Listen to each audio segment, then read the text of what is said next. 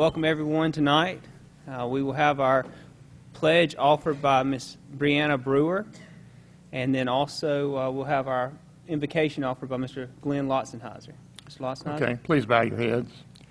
Father, we just thank you for the privilege and the opportunity that you give every one of us in this room who are involved with CMSD to work on behalf of our boys and girls. We ask that you would bless tonight's meeting and give us wisdom and discernment to make the right decisions. We just pray, Father, as we enter the home stretch of this school year, that you would be with our teachers and our parents and our students and all of our administrators and support personnel, and just help us, Father, to do the very best that we can in these remaining 2 months. And Father, we ask you to bless our nation. We pray especially for the men and women in the military, that you would watch over them and keep them safe. And Father, for everybody in this district, Father, for whatever they're going through, we just ask that you would be with them, grant them your grace and mercy to get through whatever they need to deal with. And Father, we just ask your continued blessing. Now lead us, guide us, protect us, and bless us in all that we do and all that we say. For we ask in Jesus' name, amen. Amen. Then we'll have Miss Brianna Brewer, who is a 5th grade student at Stokes Beard Elementary, to lead us in our pledge. Brianna?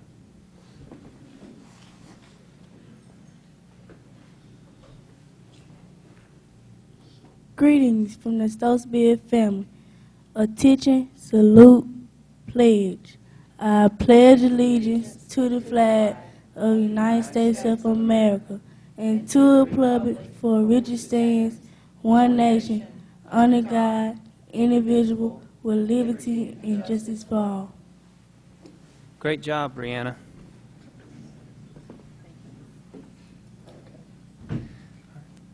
We do have a quorum. Now we will go to open forum, and the individual signed up tonight is Miss Nicole Clinkscales.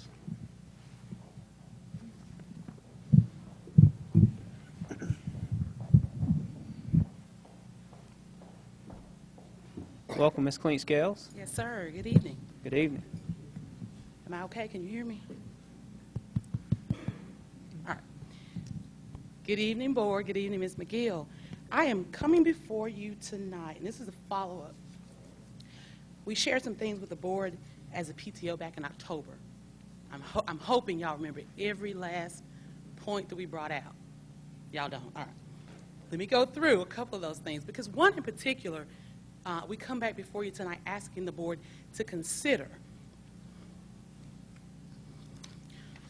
In our last board meeting, there was a suggestion by our superintendent to bring on board to the district a new position. I believe the title of it was GD coach, but I think it had some other technical title to it.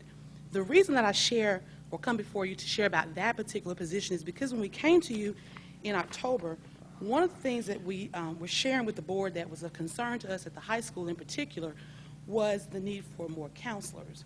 And I'm hoping that the board is going to take that suggestion or that concern into consideration as it is contemplating approving that position that was recommended by our superintendent. If you follow the legislature, and I happen to kind of be bored enough to do that, one of the things that has been signed into law by our governor is the new description of professional counselors.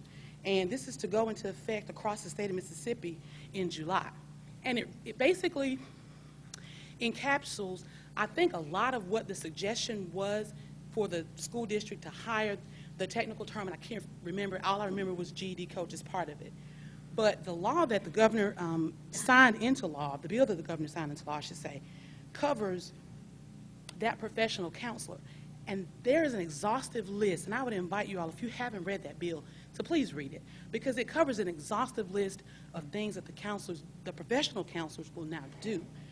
That includes the career and, of course, the career and academic counseling that we were just talking about as a high school that we so desperately needed, but also a lot of the things that I think maybe traditional counselors have gotten away from, and that is the emotional counseling, the individual and the group counseling.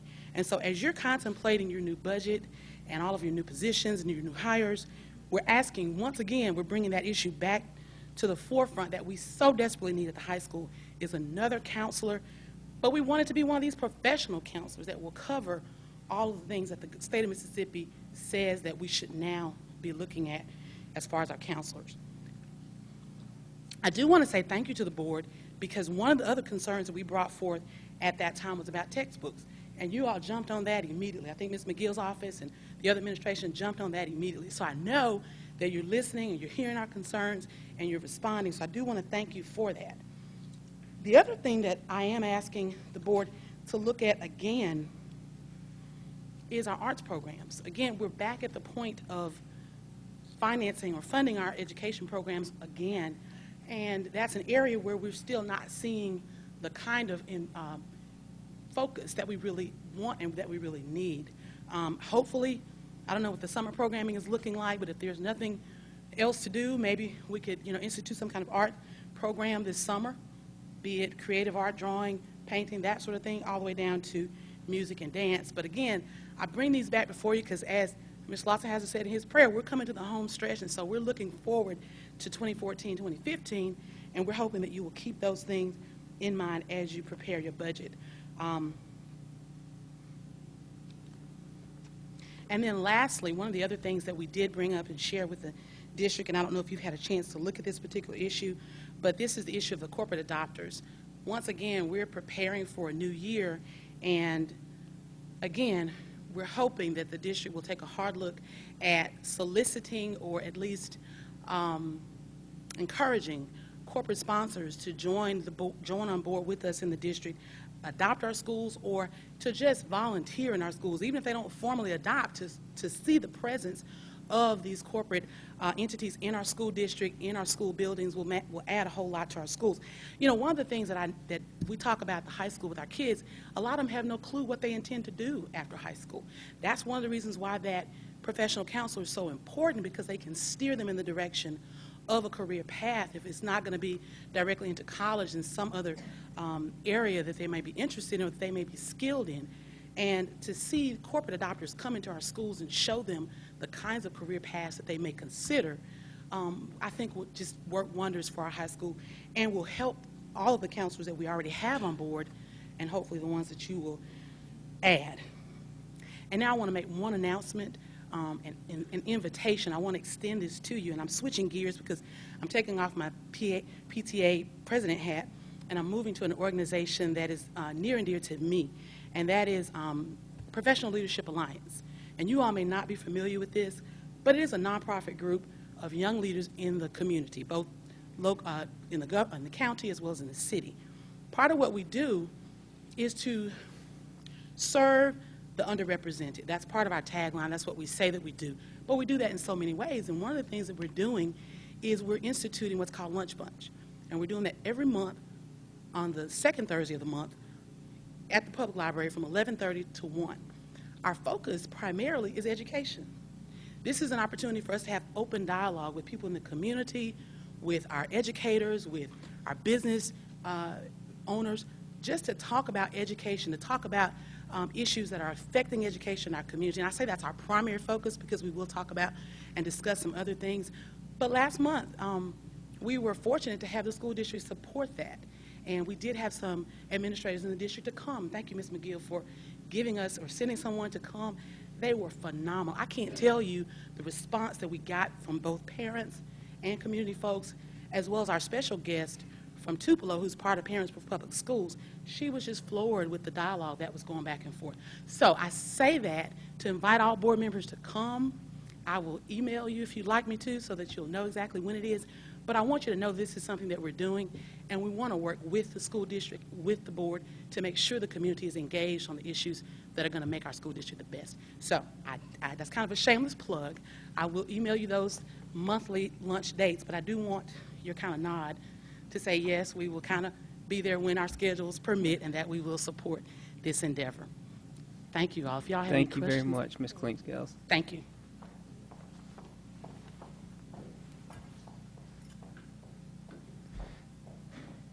Now we will move to our next item, which is item number 5, the swearing in of the new board member, Mr. Greg Lewis, along with Mayor Robert Smith.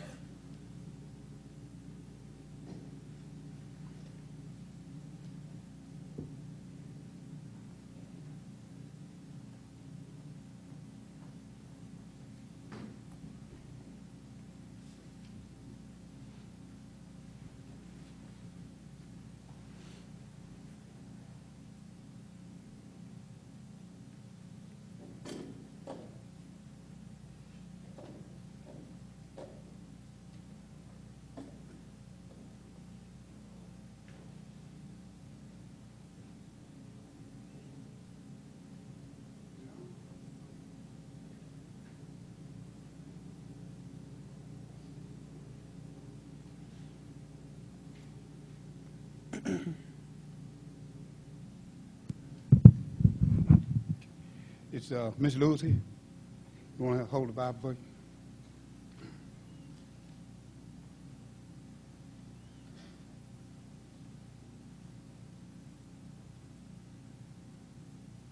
Good evening, Ms. Lewis. Good evening. Before I do it, to Ms. McGill, Mr. Chairman of the board, members of the school board, Mr. Dunn, it is indeed an honor, was a privilege to have this opportunity to be a part of the swearing-in ceremony. So I, on behalf of the mayor's office, the city council, and the citizens of the great city of Columbus, a friendly city, I'm honored to have this privilege to be a part of the swearing-in ceremony. So at this time, if you would put your left hand on the Bible, raise your right hand, and repeat after me.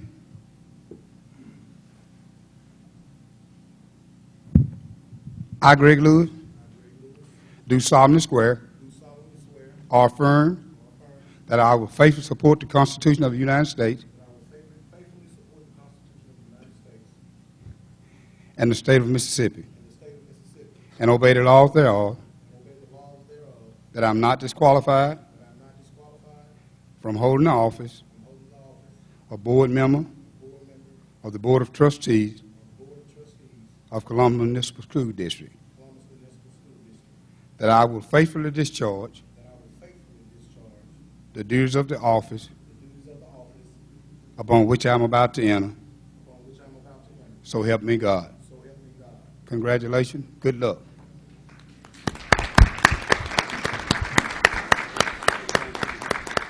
Thank you, Ms. Cindy, for taking care of this for me.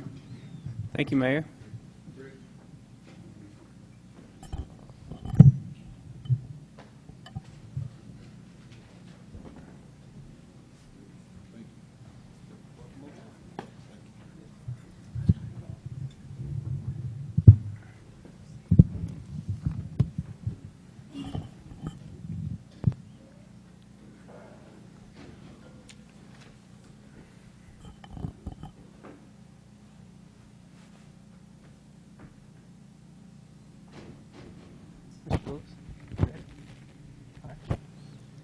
Welcome, Mr. Lewis. Now, as we move to the next item on our agenda, which is the Brownfields Assessment Report under item number... Oh, whoa, excuse me. Mr. Lewis, you threw me off already. First time in the chair. All right. So, board members, we have the agenda before us.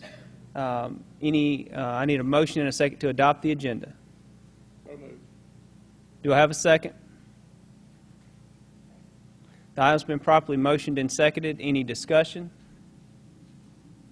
All in favor of adopting the agenda, please signify by raising your right hand. Any opposed? It is unanimous. Now we will move to item number 7A, which is the Brownfields Assessment Report. Ms. McGill. Thank you, Mr. President.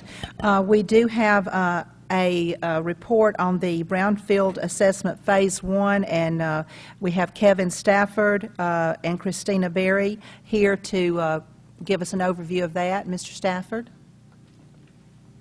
Thank you. Good evening, Board.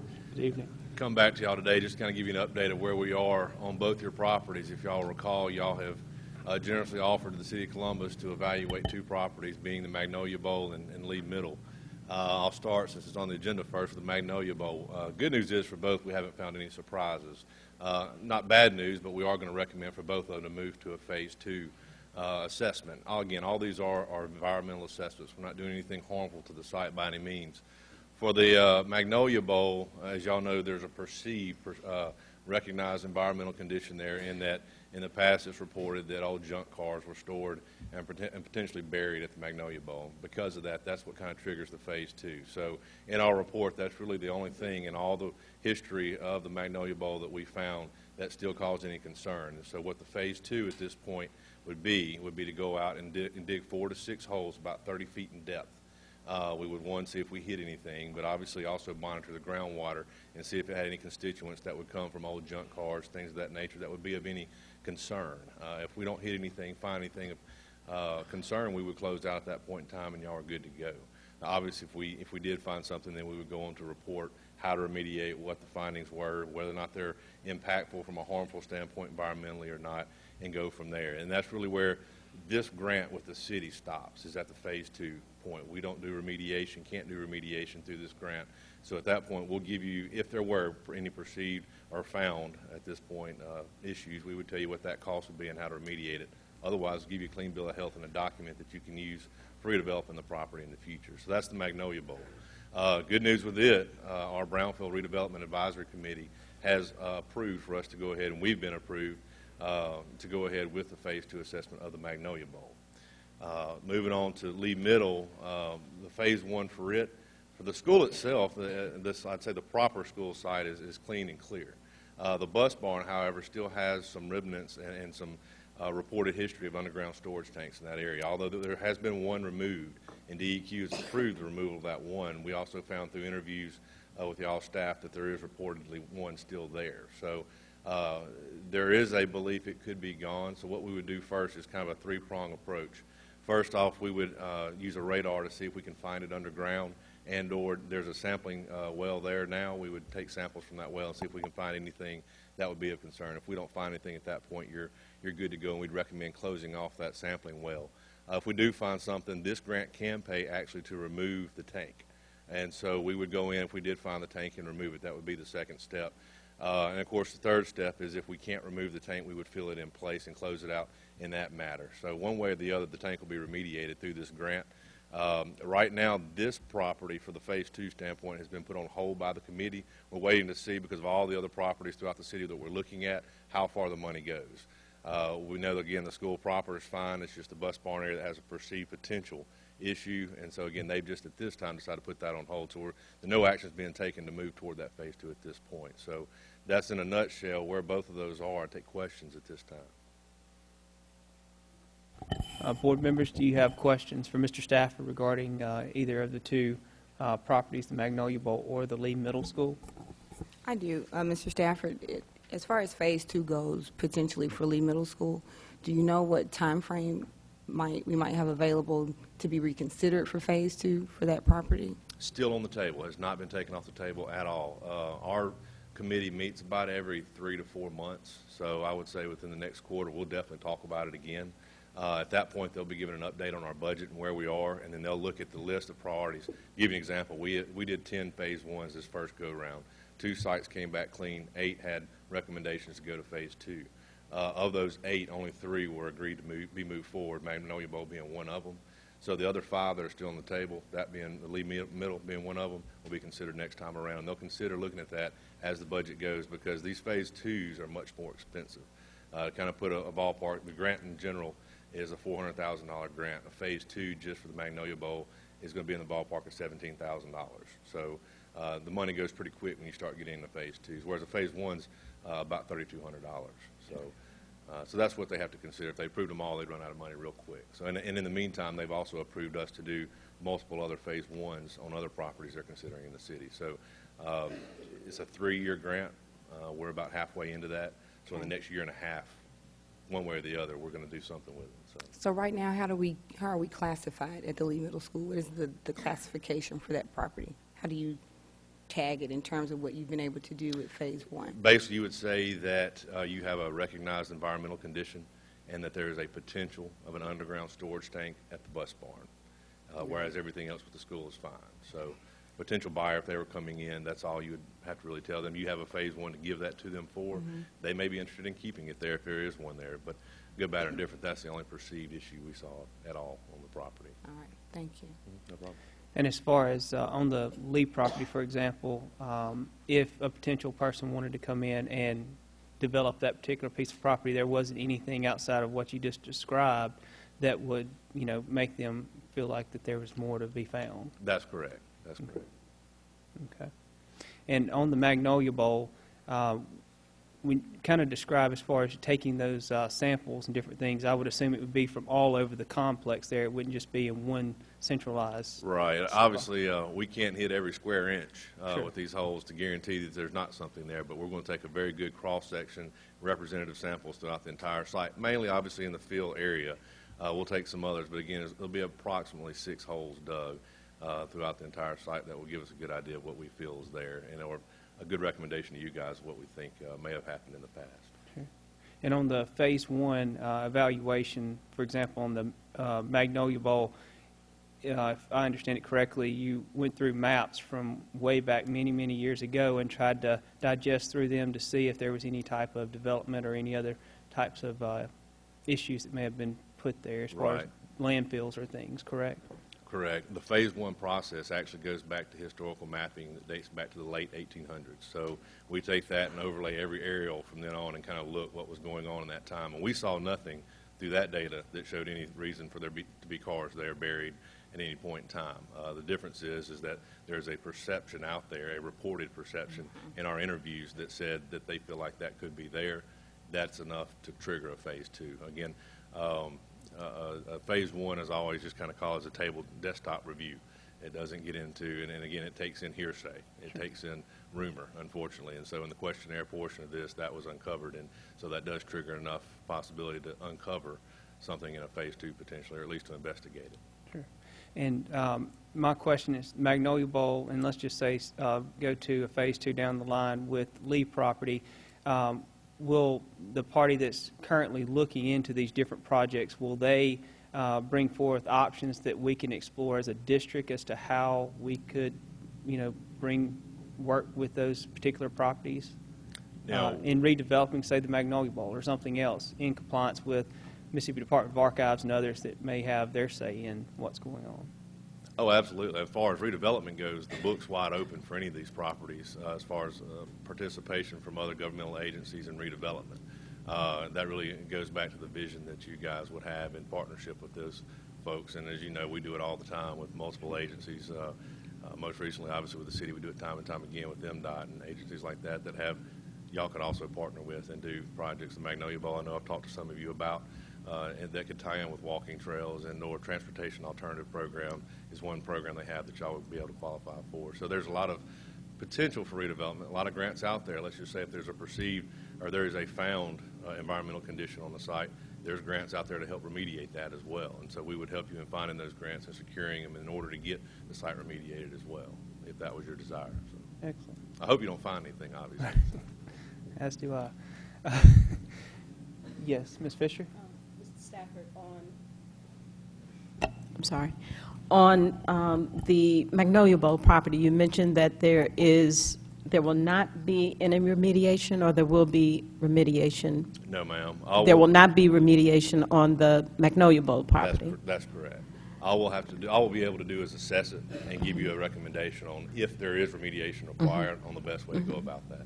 But on the Lee Middle School property, you're saying that if remediation is required, and you think it will be because of the underground tank, that will be provided at the tune of about 17? Am I understanding that correctly? $17,000 is what the Phase 2 for the Magnolia Bowl is going to cost the city in the grant. The Magnolia, okay. Yes, ma'am. Whereas, and I'll call it a loophole, if you will, the underground storage tank for Lee, the grant allows for that to be removed because of the perception that there could be leaking from that tank underground underneath, and you can't really assess that soil until you remove the tank.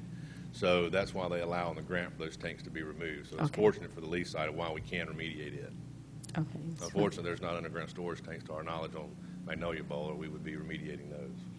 And there was no figure for that, but we don't need to be concerned because we're not going to be responsible for that remediation. Is that correct? That's correct. Okay. All right. Board members, do you have any other questions for Mr. Stafford? If not, thank you very much. Thank y'all.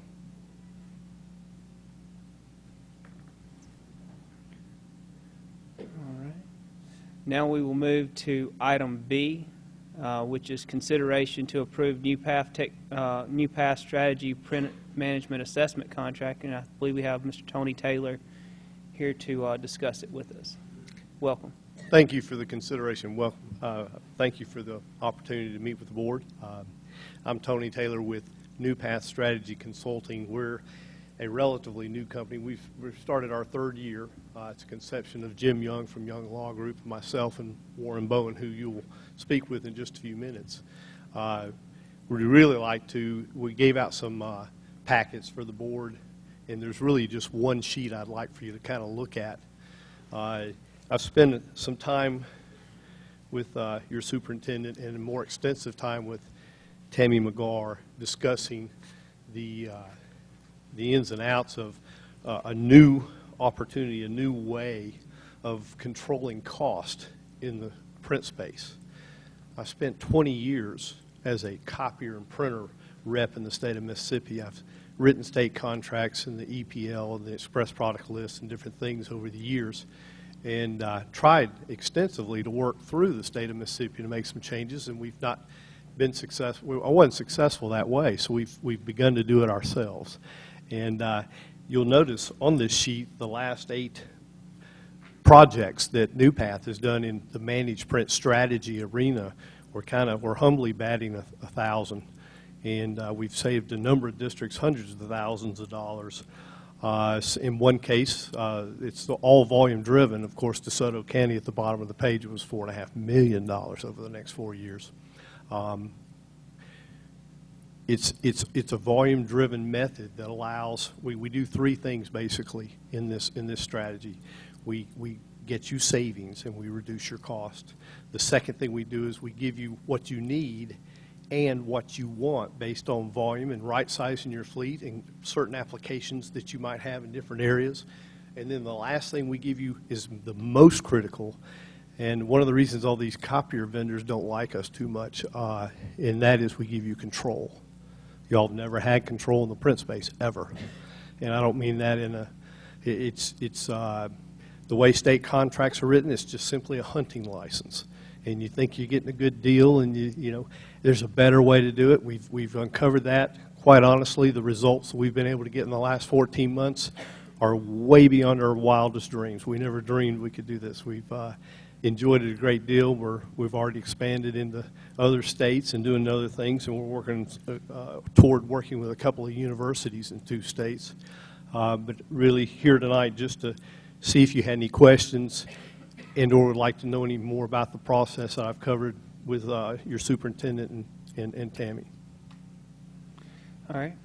Board members, in looking over the information, do you have any questions? I know a couple that I have in looking is that, and from my understanding of what it is that you're doing, is linking districts together to get higher volume counts and therefore having more negotiating power with those providers. This is correct. And we're taking all print devices, copiers, printers, scanners, anything to do with that requires a toner or an ink, and we're giving you one throat to choke. And it's volume driven. We did, if you look on the sheet, you'll see we're past Christiane and Gulfport were in one deal. Mr. Young came up with a co-op agreement, a one-page document that we submitted to the Attorney General's office and got approved. And those 2 districts, Gulfport got discounts, and we saved them 34%. However, a little past Christiane saw 63% savings because they're so small. By grouping them in, it made for a much more powerful bid response from all the vendors. Currently, we would like, and I approached Tammy and Ms. McGill from the beginning, and that is I'd like for Columbus to be an anchor account for this multiple district deal. We're not real sure. Everybody's waiting on y'all. Everybody's waiting on Columbus. So, but I have spoken with Chickasaw and with Aberdeen and several other districts, Houston, and they're all kind of, they're ready. A couple of them are already, they're just waiting to see what happens here, and they're in. Some of these districts are very small, but again, the more volume in one bid, one response, the bigger the discounts for everyone. And so with this particular contract, it would be rebid at the beginning of this next school year? Is that, am I understanding correctly, the negotiation of linking them all together? Because I would assume everything is already set in place through this school year. We'll evaluate exactly what the best time to get started for Columbus would be. It could be, you know, for instance, I have Forest Municipal right now. They're a year away.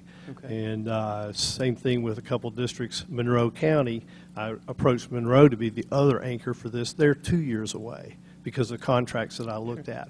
Same thing for Amory. So those two districts are 2 years away.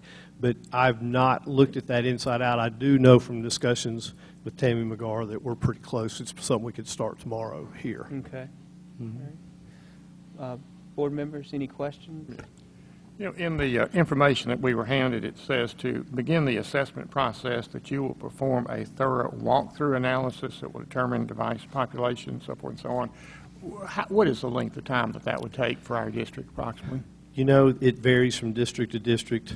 We have done taken a lot of measures in the last year to streamline that process. Generally, we try to we try to assess 30 units for every hour. That gives us 2 minutes for each device, which we're either printing status pages and or gathering information or waiting for something to warm up. It averages that way. Now, it's important. It's going to sound a little odd, but it's important to do this while school's in session, because we're very quietly in and out of places, and all the printers and the devices are warmed up and used, and we get in and out very, very quickly. If we do it on a holiday or during the summer, it actually has a negative effect because we'll only average around 17 to 18 devices every 30 minutes. Okay. Okay. Board members, any other questions? I do. For Mr. Taylor? Yes, Ms. Fisher? Under your fleet assessment phase, Mr. Taylor, one of the things that you mentioned is identification of waste and redundancy. Once that's identified, how will it be controlled, given that we have several campuses and an administrative office building? Okay. Fair question, and it varies from district to district based on the applications and needs in each of those schools. What we do find a lot of times is a table that'll have a fax and a scanner and a printer or 2 printers and then a copier sitting right next to that. We see volumes that, you know, you might average 600 prints on the fax unit, 800 on one printer, 1,100 on another printer, and 14,000 on the copier. A lot of times that all those volumes can be tied up, and it reduce the cost by having 1 unit to run those. Now, having said that, this process is not about taking units away. Anybody can save you money if they come in and reduce your fleet. That's not the intent.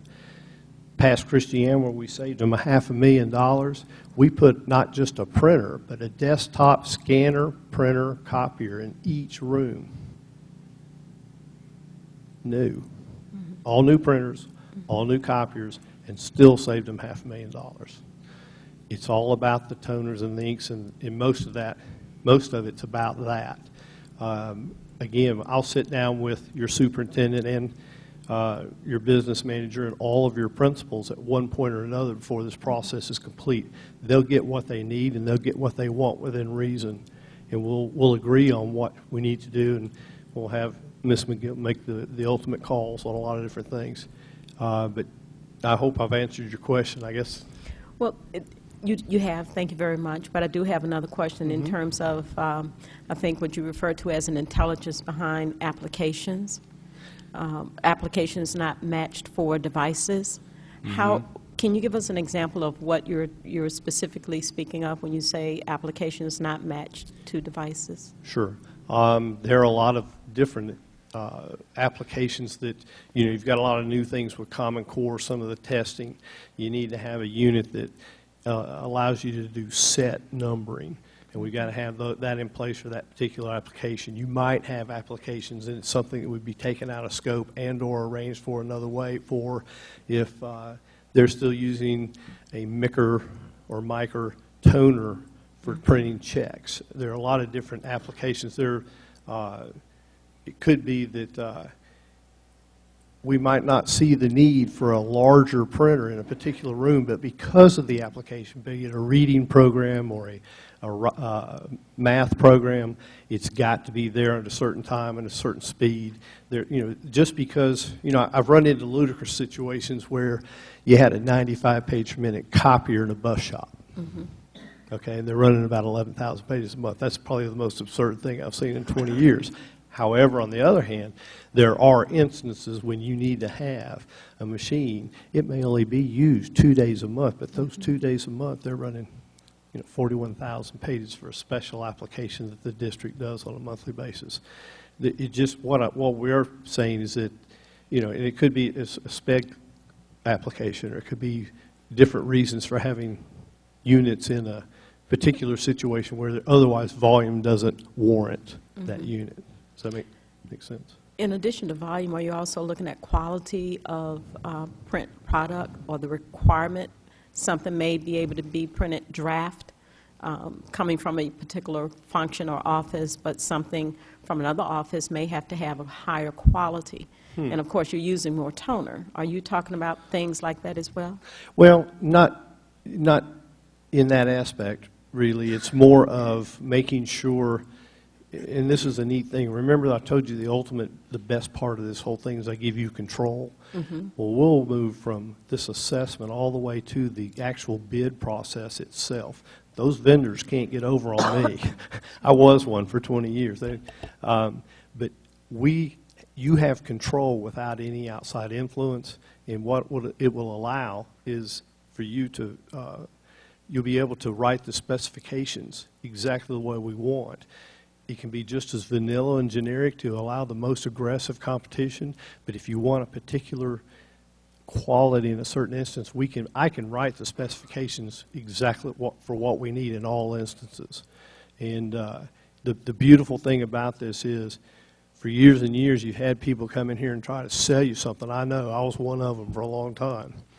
And I'm trying to sell you this because I'm trying to sell you apples because that's what I've got, but I don't have the oranges.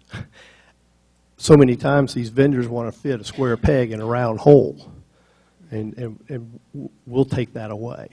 This thing will be written, and everything about the contract that we write for these bids gives you control, it's performance-based, and it's all about you. And we're not signing their contract, they're signing ours. All right.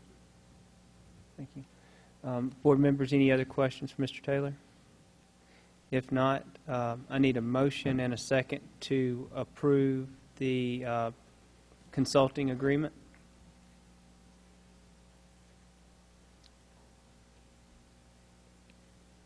Okay, do I have a motion and a second to approve the consulting agreement on the, do I have a second?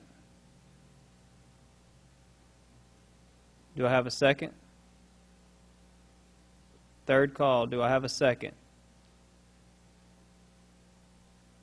All right, so we will move on to our next listing, which is item C, which is consideration to approve New Path CMSD Facilities Audit Contract, Mr. Warren Bowen.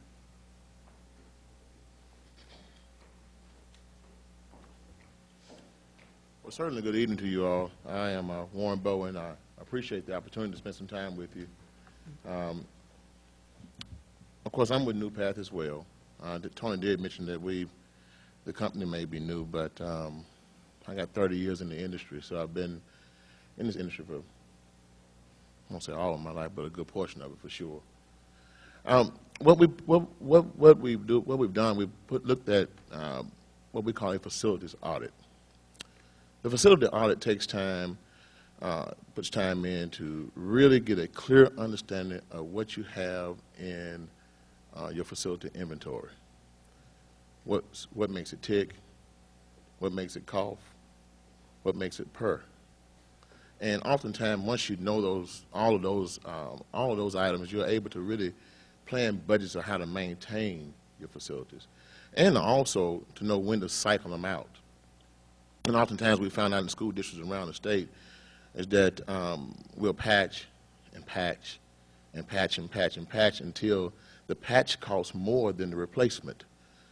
But you wouldn't have known about the replacement because there was nothing, no document, no information that you had in place to tell you when it's time to recycle, when it's time to change the tile, when it's time to upgrade your power, when it's time to do those things.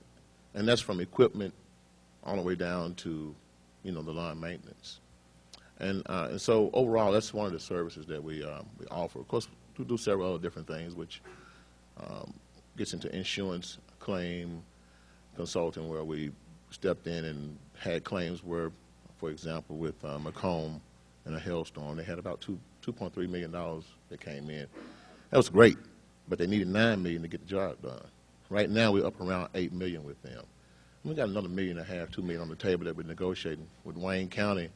Same thing. You guys may have heard about their historic school burned down, Clara. I think they offered them right around $3 million. Right now, we're up around $8 million with them. So it's a lot to offer, and a lot to really put on the table as it relates to facilities, because unfortunately, it is one of the items in every school district, be it K-12 or higher ed, that will break a district, and particularly if you don't know the age, the lifespan, or how to maintain it.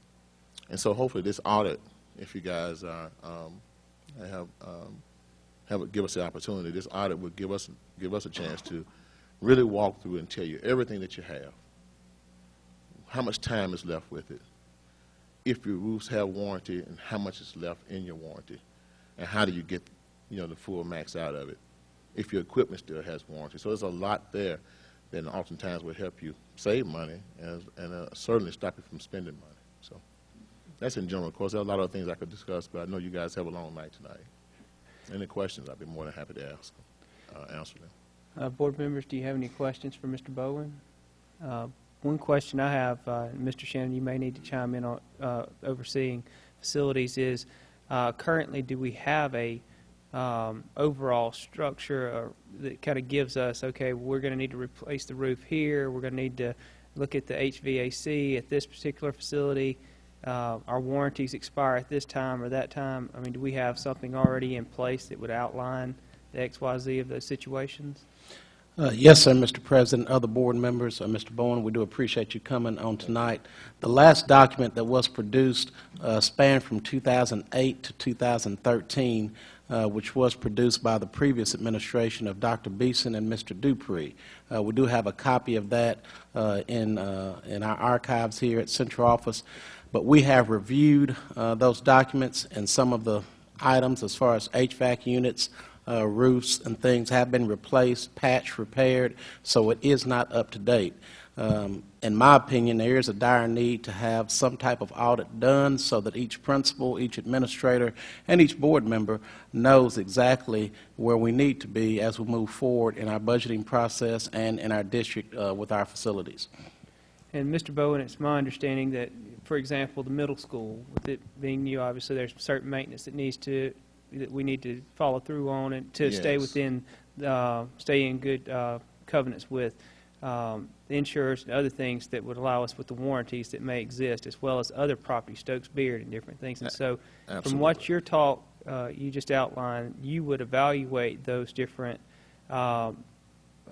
contracts and guarantees and policies and things to make certain that we are in compliance with them as well, or get us in compliance so that if something did happen to the roof or something were to come up, that we would be covered in that instance, versus being out of line and, of course, them saying, well, you didn't follow through, so we're not going to be liable for it. This is correct. And I will say that on top of the audit, what happens is there's for those schools that do not already have maintenance plans in place, we sit with you all to help you put a plan in place, because unfortunately most school districts, and maybe not this school district, but most school districts that I've been to, from DeSoto to the coast, they spend probably 80 to 90% of their time putting fires out. So you don't have an opportunity to do preventive maintenance. That's what saves buildings. Right. That's how you save buildings. That's how you save parking lots and roofs and air conditioning, heating equipment and floors, preventive maintenance. And when you have a need this big and you have a staff that's small, then what happens is typically there's not an opportunity to transition into preventive maintenance. This particular document, this particular audit will help you to plan for that, and also put dollar figures on it, which is very, very key, and we all know. I worked at Jackson State. I was the assistant facility director at Jackson State.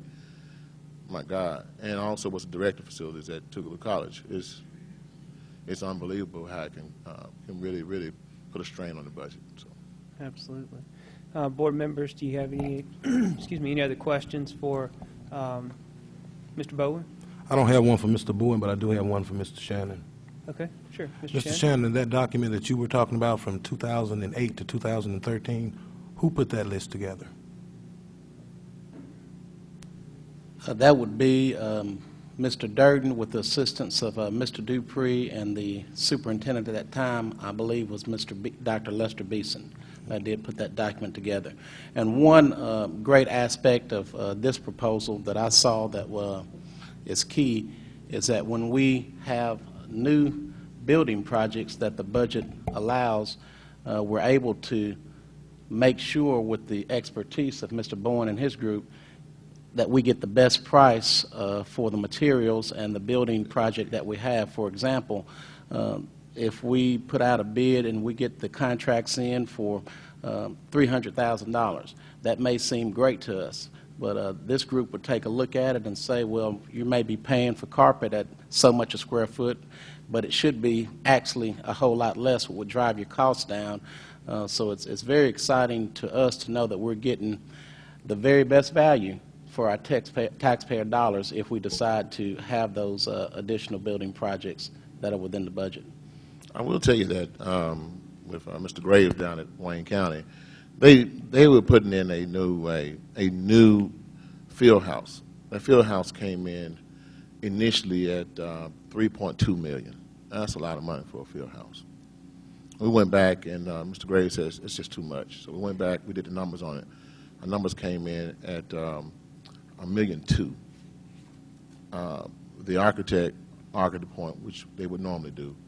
Mr. Graves made a decision to let the architect go. We brought on a different architect that we vetted, made sure he was really on board about saving the school money. Well, the same exact field house came at $1,178,000. They left $1.8 million on the table.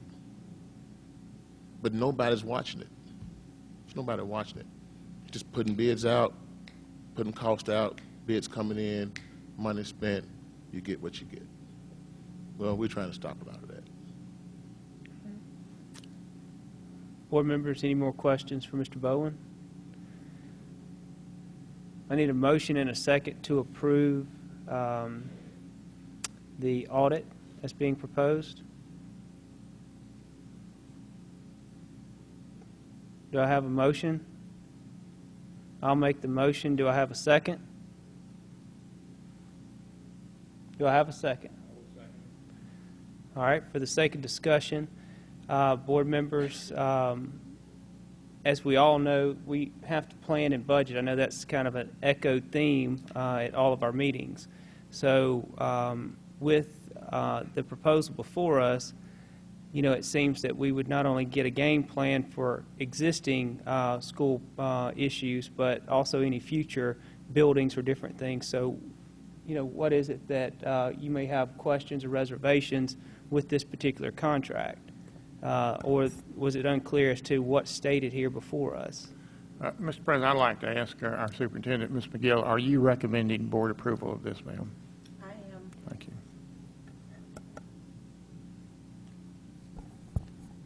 I guess one concern that I have about the proposal tonight is that, one, it is the only proposal that we have.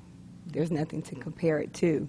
And then the second would be, I don't know that we've done any in-house analysis to understand if this really is something that we truly have a need for or not. So it's as if we really don't have anything to make a comparison to. Sure. So those would be my concerns for not agreeing to go with New Path on today. Mr. Shannon, I'll call on you because I know you oversee the district's resources and facilities and different things. From what you've outlined, we've been operating on up to this point to the presentation put before this board tonight. Outside of what's been discussed, do you see us as a district being able to extract more than just value, but actually save dollars as well as be able to get on a long-term plan that would help our budget strengthen in those areas to plan for different things within the district facilities-wise? Yes, sir, Mr. President. I do feel like that it is something that would benefit our district and our taxpayers and our students to give them the most conducive education and environment possible, but I do understand the concern or the question from Mrs. Verdell not having the adequate information to compare the things that need to be looked at in order to make the most informed decision possible.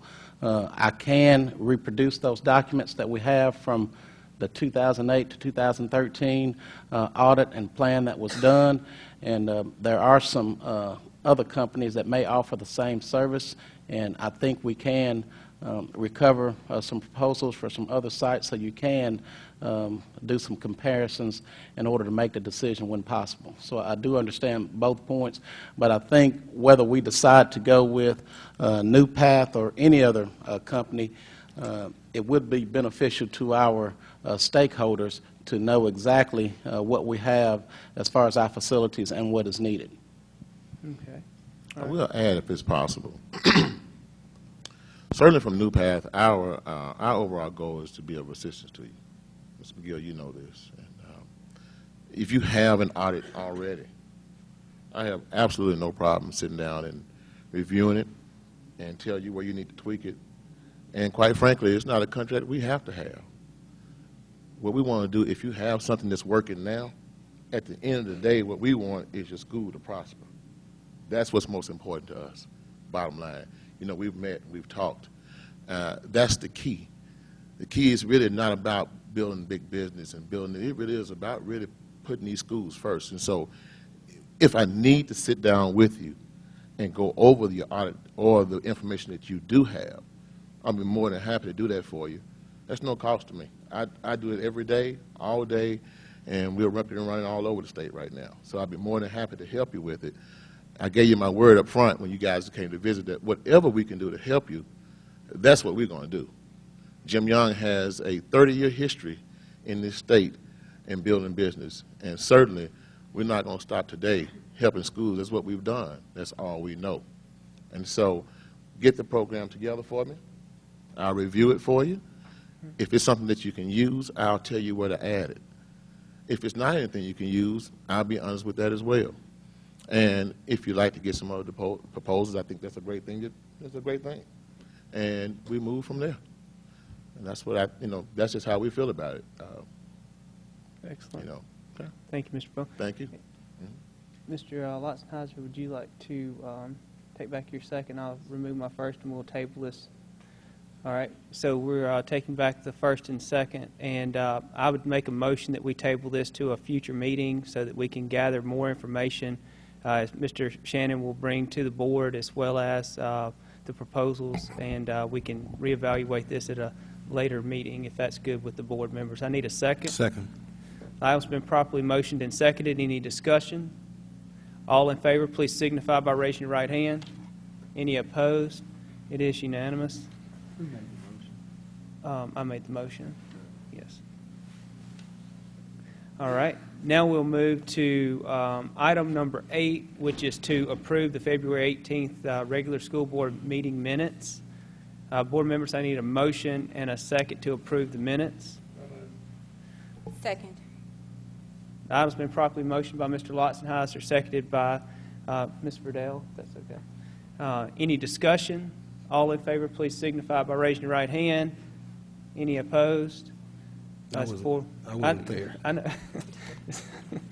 All right. Yes, one abstention. All right. Now we will move to item number 9, which is the consent agenda. Board members, before us we have A through G, and I need a motion and a second to approve the consent agenda. I'll make the motion. Do I have a second? The item's been properly motioned and seconded. Any discussion on the consent agenda? Okay, Ms. Fisher? Okay. Mr. Lotzenheiser. Mr. Lotzenheiser made the second. Ms. Fisher? May I? I would like to request that we take the consent agenda items separately so that we can have some discussion behind each one that's necessary. Okay. All right. So going to have to withdraw the Right. motion and So second. I'll withdraw the first and the second. All right, so I need a motion and a second to approve item A, which is the consideration to approve administrative professional development travel. So moved. I'll second that. Do we have any discussion? Yes. Okay, Ms. I would Bishop. just like to remind the administration that at, I believe, the last board meeting was either the February board meeting or January, we articulated some concern that we're approving items where information is incorrect or not approved by the board. And I'm willing to approve this because I'm looking past the titles right now. But in the future, I would like to see correct titles applied to positions. And I think we talked about the integrity of the board approving things correctly. I would like to ask, is there an incorrect title? I do want to ask if you do see an incorrect title.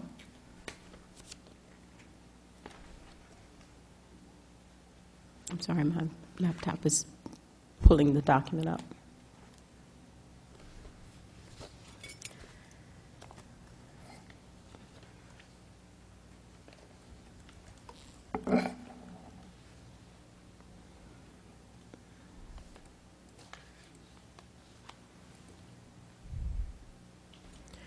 Whether it's incorrect or whether it's consistency, there is still, it's not clear in my mind because they changed the title of Director of Special Services. And I don't know if that's based on the type of training the person is going to, the personnel is going to.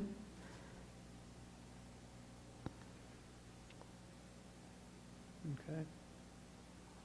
Okay. Thank you. Thank you very much.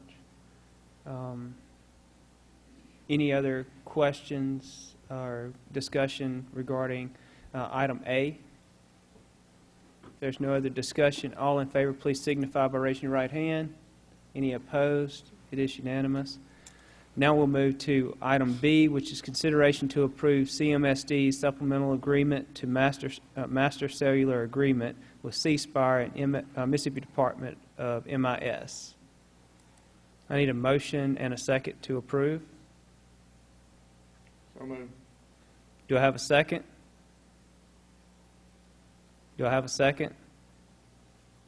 I'll second it for the sake of discussion. Board members, what questions do you have regarding the CMSD supplemental agreement? Could someone explain what it is? Okay, Ms. McGill? I'm going to ask Mrs. Tippett. This has to do with our cellular service, and so I'm going to ask Mrs. Tippett if she will come forward and explain this, this contract.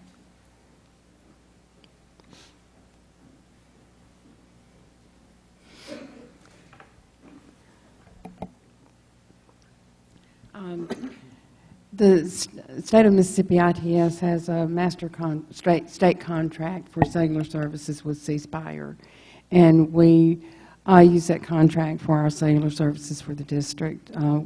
We do apply E-rate funding to it, so we can use their E-rate RFP and apply for funding for our cellular service. But we need you to approve the supplemental agreement that allows us to use that state contract. Question? Yes, Ms. Tippett, so have we always been with C Spire, or is this a new change? It's not a change. It's a continuation of what we already have. And so the supplemental agreement, the reason we're needing to approve that is why? Because we have to sign that each year. Each year. Yeah. So it's just- Or it's a 2-year, every other year we have to sign the okay. thing, yeah. All right. And then, There's another part to this. It says the Mississippi Department of MIS. it's the Mississippi Department of Information Technologies. Okay. And they oversee these things statewide for all agencies, not just school districts. Okay. The way that it reads, it looks as if and the Mississippi Department of MIS is something Right. in addition to the agreement. Right. The contract is between C Spire and Mississippi, MIS. not MIS, well, their actual name of the agency is ITS, Information Technology Services. And is C Spire the only provider on the state contract? Yes, it is. Mhm. Okay. One other question. Yes, Ms. Fisher. Ms. Tippett or Mrs. McGill, is this a supplement in regards to hardware purchases, telephones or services or airtime? What does it involve? It's services. And, you know, I think that you have what that is in your attachment or with that agreement. Is that attached? The whole, It is. you have that, okay. It's Exhibit AS, I believe. Yeah, actually, what happens is with the state bids it out. Okay, so we can use that state bid instead of having to go out and run an RFP and do sealed bids for it. And we leverage that state volume pricing. Okay. Board members, any more questions regarding the supplemental contract? All right, we have motion and second. Any more discussion? If not, all in favor, please signify by raising your right hand. Any opposed? It is unanimous. Thank you very much, Ms. Tippett. Now we'll move to item C, which is consideration to approve student transfers. Board members, I need a motion and a second to approve the transfers. And I'll second that.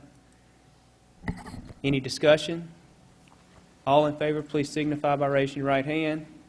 Any opposed? It is unanimous.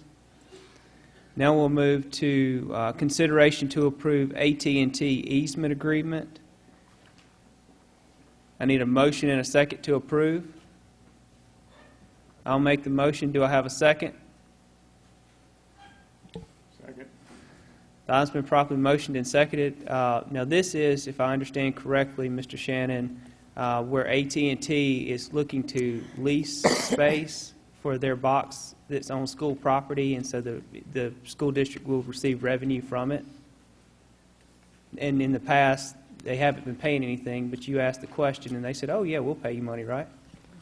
Yes, sir. Out by the high school on the corner of Hemlock and Warpath, Mr. Brown and I went out and took a look. They have existing equipment there, and they're asking on a 30 by 30 piece of property where they have existing equipment, they want to upgrade their equipment. And what they have there on the concrete pad are some white boxes that are enclosed that they have their communications equipment. They're ready to upgrade that, and the original proposal that was sent in had a $10 allotment, and we have talked with them, and they are willing to write in, and you should have that proposal in front of you to pay us $5,000 to use that easement that they are already using for free. So, but they would just like to upgrade their equipment with some better communication equipment. So we go from no dollars to $5,000 if we approve it. Okay. So if any, is there any other discussion? Yes. I have a question. Ms. Fisher. I really have an observation to make. I really try to do my homework. And when I get this packet, I study this packet. And I came here tonight thinking that this easement was for and in consideration of $10.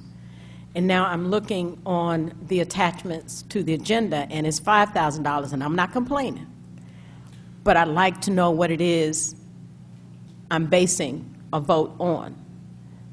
And I don't understand why, and this is more from Mrs. McGill or staff, why it is that we're given the packet, we study, we're supposed to, and I'm being hit now with a different attachment, a different figure from $10 to $5,000. We received that contract today, Ms. Fisher. We felt that it was prudent to go ahead and place the item on the agenda to receive our $5,000. We could have waited until next month, but No, ma'am. we did. I'm glad you didn't wait, but in terms of communicating so that we're all on the same path and understanding, it would have been nice to receive a heads up that the attachment we were given and we've studied is no longer the valid attachment.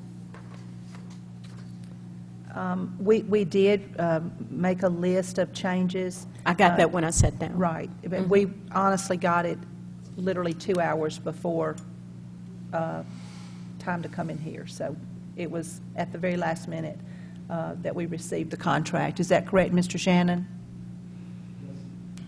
Yes, ma'am, but we were informed the Friday before spring break about that as we were talking to the AT&T representative, and we asked the question, could we receive that compensation?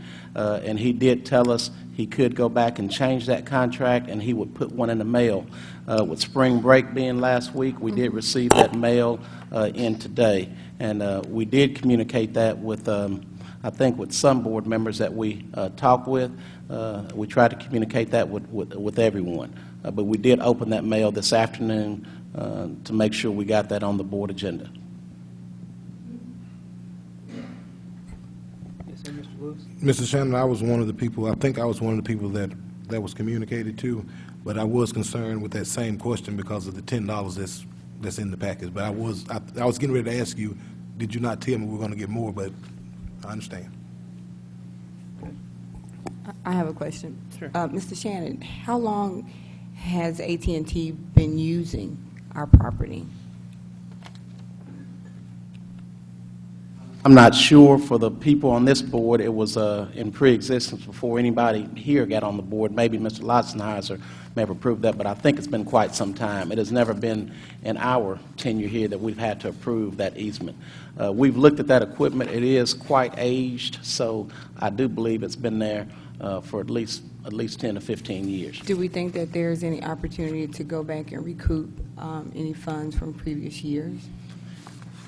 Realistically, I don't think so, because if they had an easement approved before, it had those terms that the board approved before, which show whatever dollars they paid then, which I assume is zero. So right now, we are very fortunate, I think, to get that amount. And with the board's direction, I can go back and try to negotiate, but I don't think that would be successful, because there's a lot of property around the city that someone would give $5,000 to. They'd give their property up to have something just placed on the corner that they're not using. This is located on the corner of the high school that is not currently being used for any purpose, and there is existing equipment already there. I understand, but I would think it would just be simple to reach out via email or mail or telephone call and just see, because they may, you never know. So I would like to ask, I move, Mr. President, that we have Mr. Shannon to go back and do a little digging to see what easements we have for prior years, and to see if we might be able to recoup some funds. It would only take a matter of, 15, 20 minutes, I'm thinking, to do that. And if he could come back and just share with us at the next board meeting. Sure. May I respond, please, Mr. President? Generally speaking, easements, utility easements are recorded at the Chancery Clerk's office. So if you want a title search, we can get an abstractor to run a title search. But, you know, for the most part, your utilities, if you want to have a telephone, you're going to have to give them an easement, and they don't pay money. That's the general rule that I've worked for the 40 years I've been practicing. I've checked many titles at one time, and you know, most of them have been in existence ever since telephones came to Columbus. But if the board wants me to, I can get an abstractor to run the title, and we can go back and find the original easement. My guess is that they have a perpetual easement, just like the Light and Water Department, but I don't know. Right. We can do an abstract title search. And Mr. Shannon, a question I have is, if that being said, they they could come back and say, well, as a school, we were trying to do this to help, but since we have this easement, we just won't pay any money now, and we'll just keep it the way it is. Is that always a possibility? Yes, sir. One of the conditions that the representative, his name is Josh Hurst, and it is in that document. He said one of the provisions for giving this money is that they can give to school districts. I don't know what other entities they can give to, but because we were a school district, they were able to go up to the $5,000. But I would be more than happy to reach back out to him if that is the wishes of the board. Board members, any other discussion? Ms. Verdell, were you making a substitute motion a second ago? Yes. Okay. And I guess we probably should include Mr. Dunn if we feel that his expertise is needed. But I do think that we should move forward, and just to see. Okay. Do I have a second? Do I have a second? Could you give us the correct procedure, Mr. Dunn? We've got a motion and a second on the table, I believe. I think you made the motion. Right. And we've got a second from Mr. Lotson. Y'all will have to withdraw your motion and second for there to be a substitute motion. Okay. I'm not going to withdraw mine.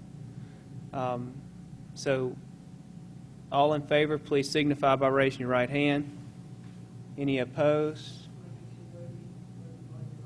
To accept the $5,000. The easement, the Yes. $5,000. It was to approve. To approve, approve. correct. Sure.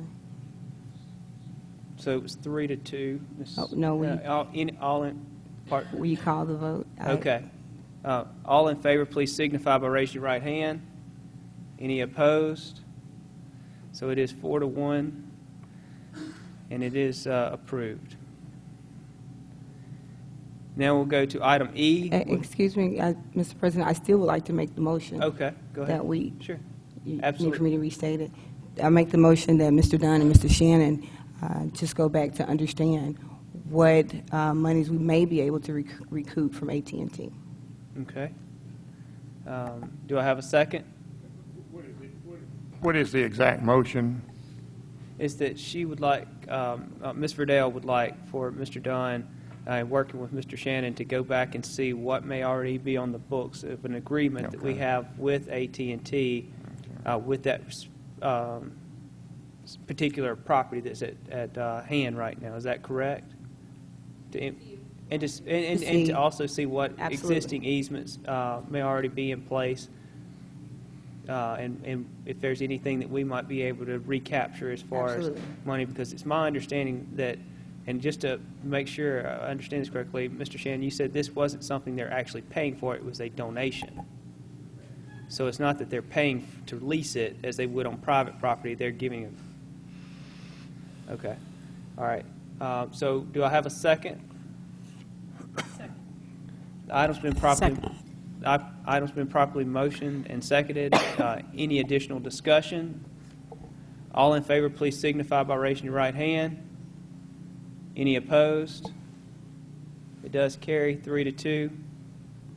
And so, Mr. Dunn and Mr. Shannon, if you would look into that information, we'd greatly appreciate it. And also, just to kind of put a timeline, if you would be able to bring that back before the board, if possible, by our next meeting in April. Okay. Now we will move to item E, which is consideration to approve articulation agreement with East Mississippi Community College for the dual enrollment courses. Board members, I need a motion and a second to approve.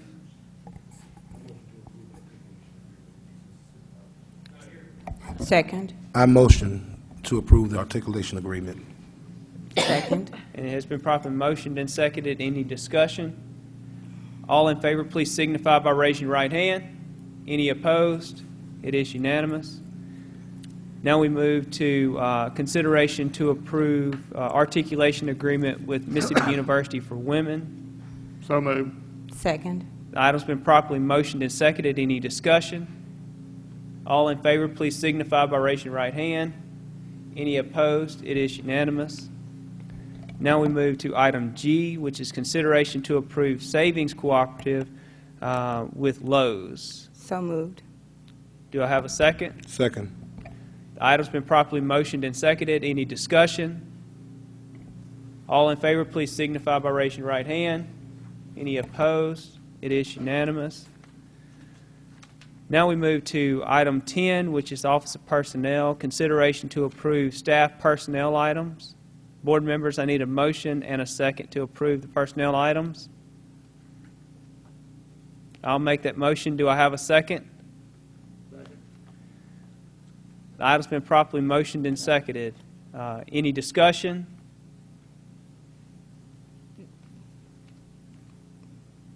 Do we have any discussion? Are there particular items on the personnel agenda that we need to take item by item to do? Yes, I'm sorry. I do have a question, and thank you, Mr. Spears. Regarding item A on the off contract, the bill that we're asked to approve is dated December 21st, December 22nd of 2013. Right. We're near the end of the first quarter. I don't understand why we're just getting this bill, especially when we'd asked for an accounting of financial activities regarding basketball games. Ms. McGill? Mr. Shannon, would you address that, please?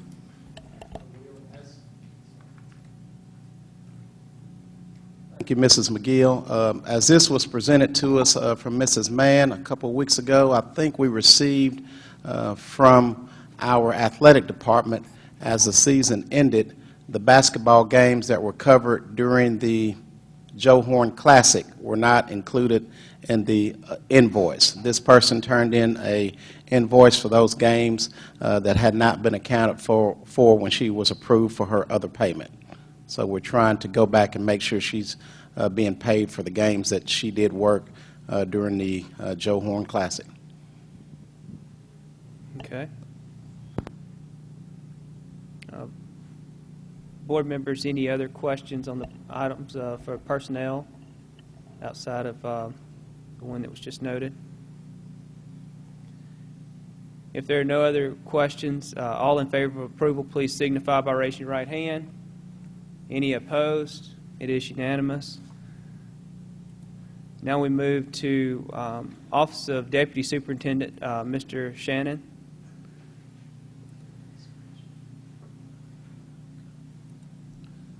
Thank you, Mr. President. As Mrs. Lenore is pulling that up so I can see that, we do have 4, I believe, fundraisers, if she can scroll down, 2 from Cook Elementary to raise funds and 2 from Columbus High School.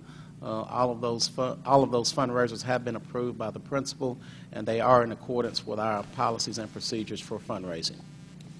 And we ask that you approve those on tonight so they can begin raising those funds. Okay. All right, board members, I need a motion and a second to approve the fundraisers. So moved. The item's been properly motioned and seconded. Any discussion? All in favor, please signify by raising your right hand. Any opposed? It is unanimous. Now we'll move to item B. Mr. Shannon. Thank you, Mr. President. We do have 3 items on the agenda tonight for facility rental.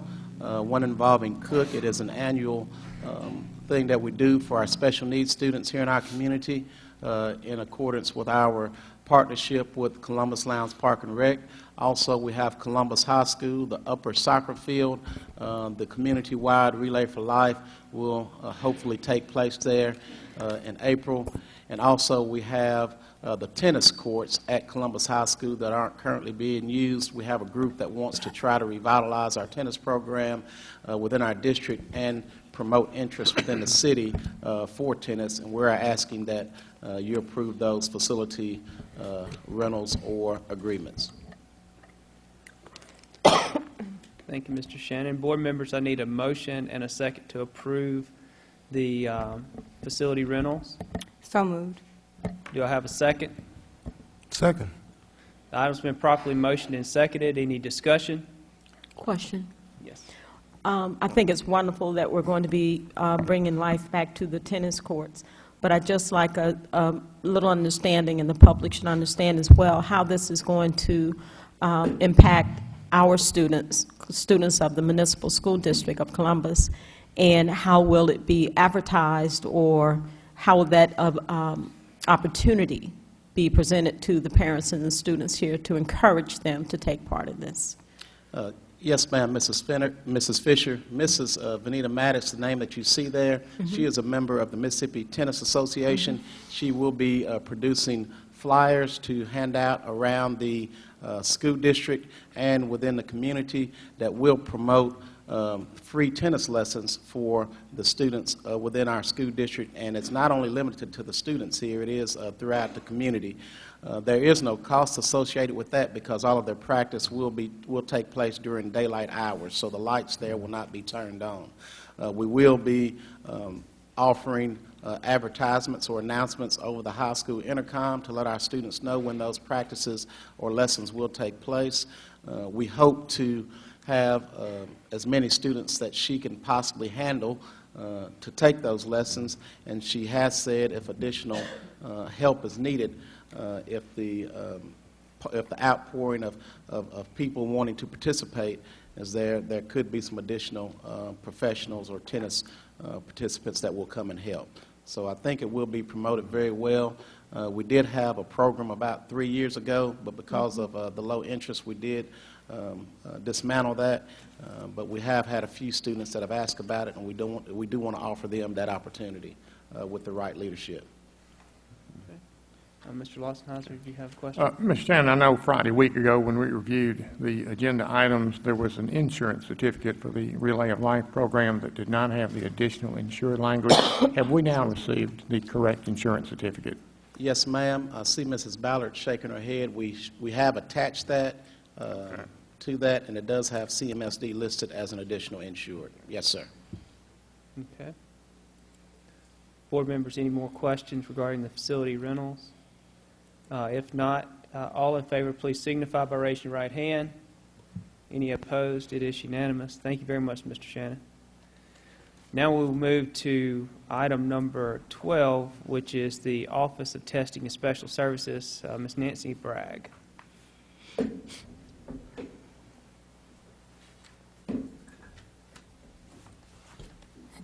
Good evening.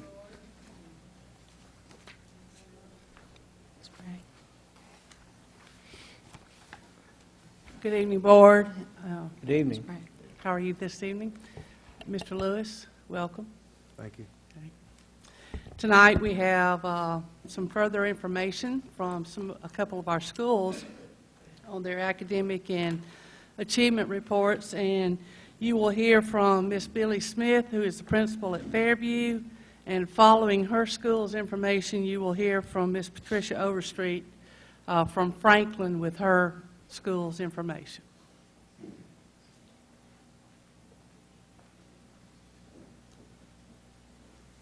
Welcome, Ms. Smith.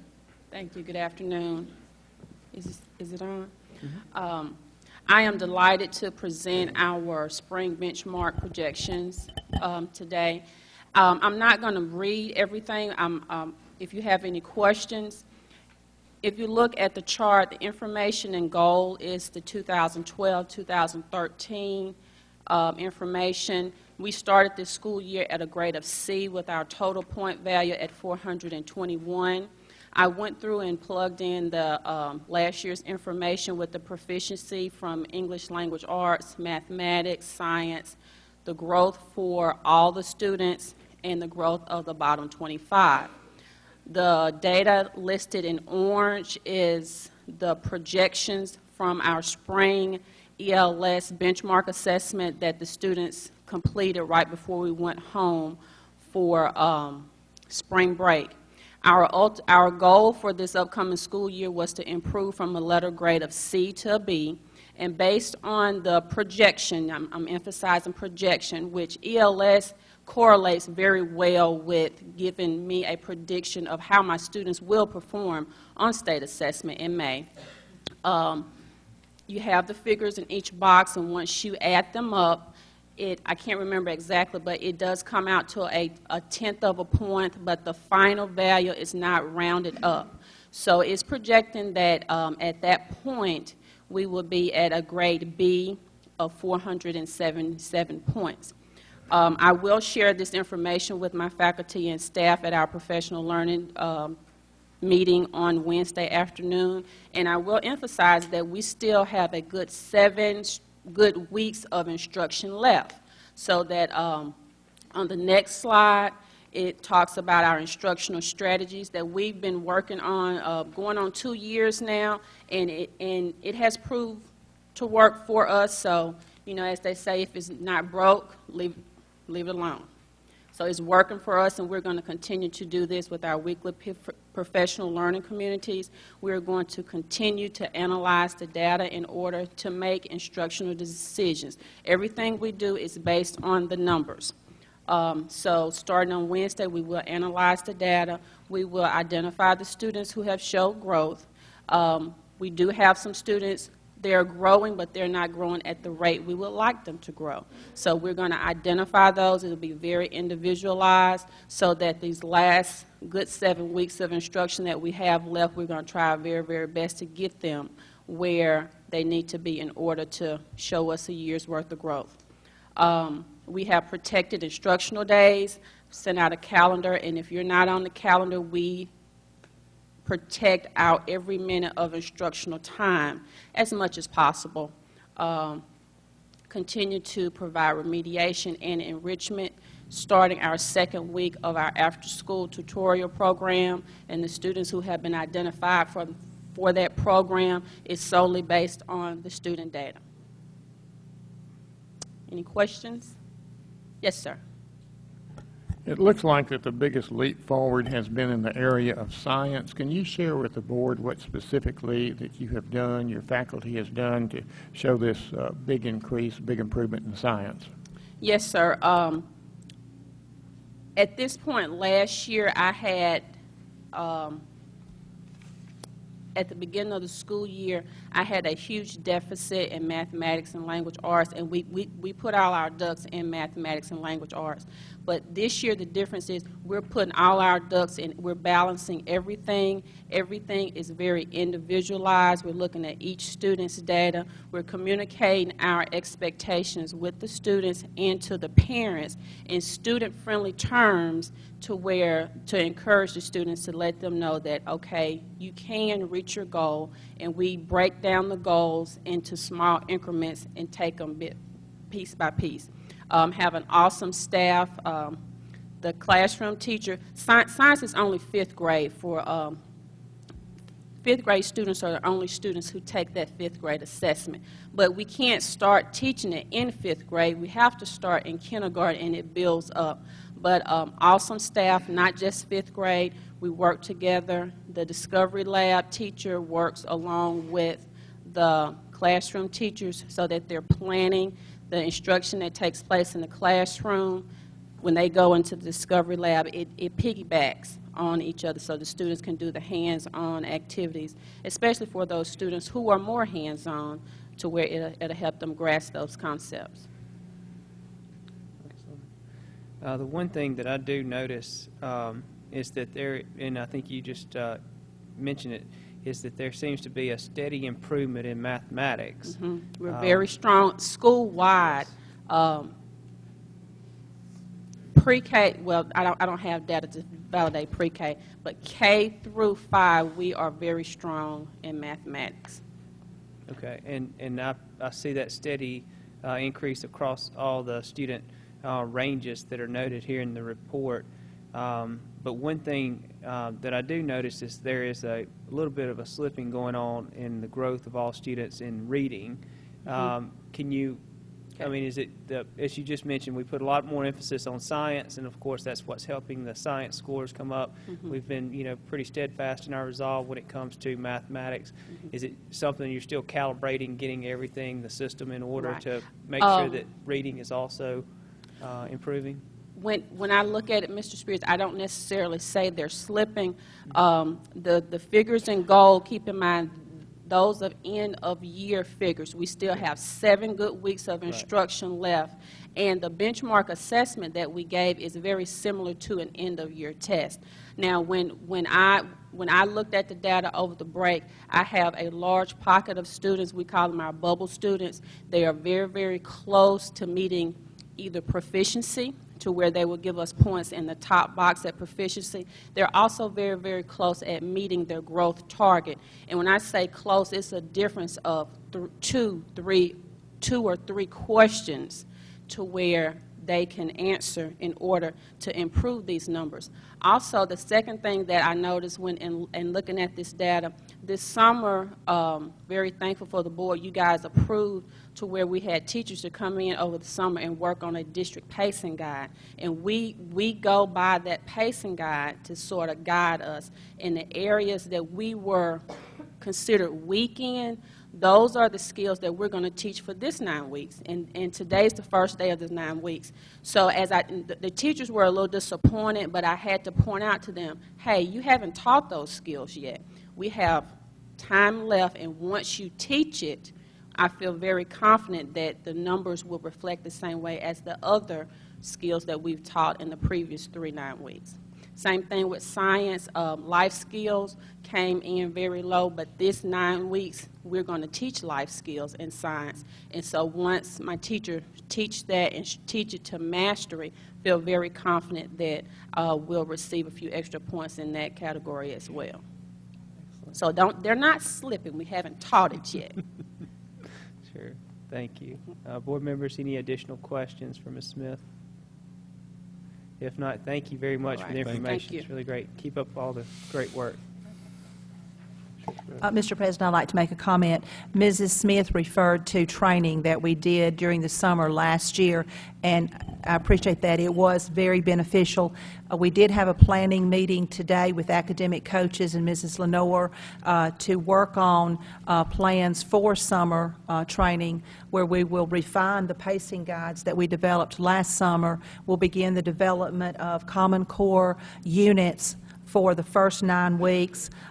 We worked on our summer reading list and list of books that we will need in the classrooms, aside from the basal reading list of books that we'll have in the classrooms to support the units that we're developing over the summer. So we're looking forward to that, and we will be asking for some off-contract pay for stipends for teachers for that summer work.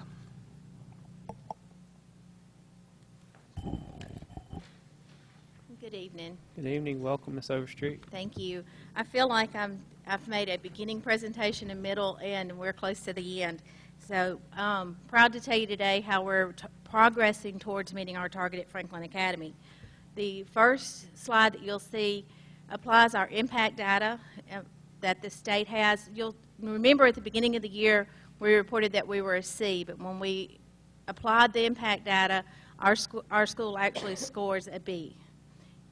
And you'll see that we have 4 areas where we have over 61% of our students proficient or advanced, and then 1 area where we have 81%. And our goal is to have all of those boxes to be green boxes. On the next slide, that is our mid-year slide that I've presented this data before. It was our winter status assessment. It was our mid-year assessment. We'd halfway through the curriculum, halfway taught the curriculum, and we had a points at that time was 331. We were able to identify some areas, our orange areas, that needed great improvement, and we targeted those, and you'll see on the next slide that we were able to reduce the number of students that were in the lower percentages, and we are actually moving towards meeting our goal.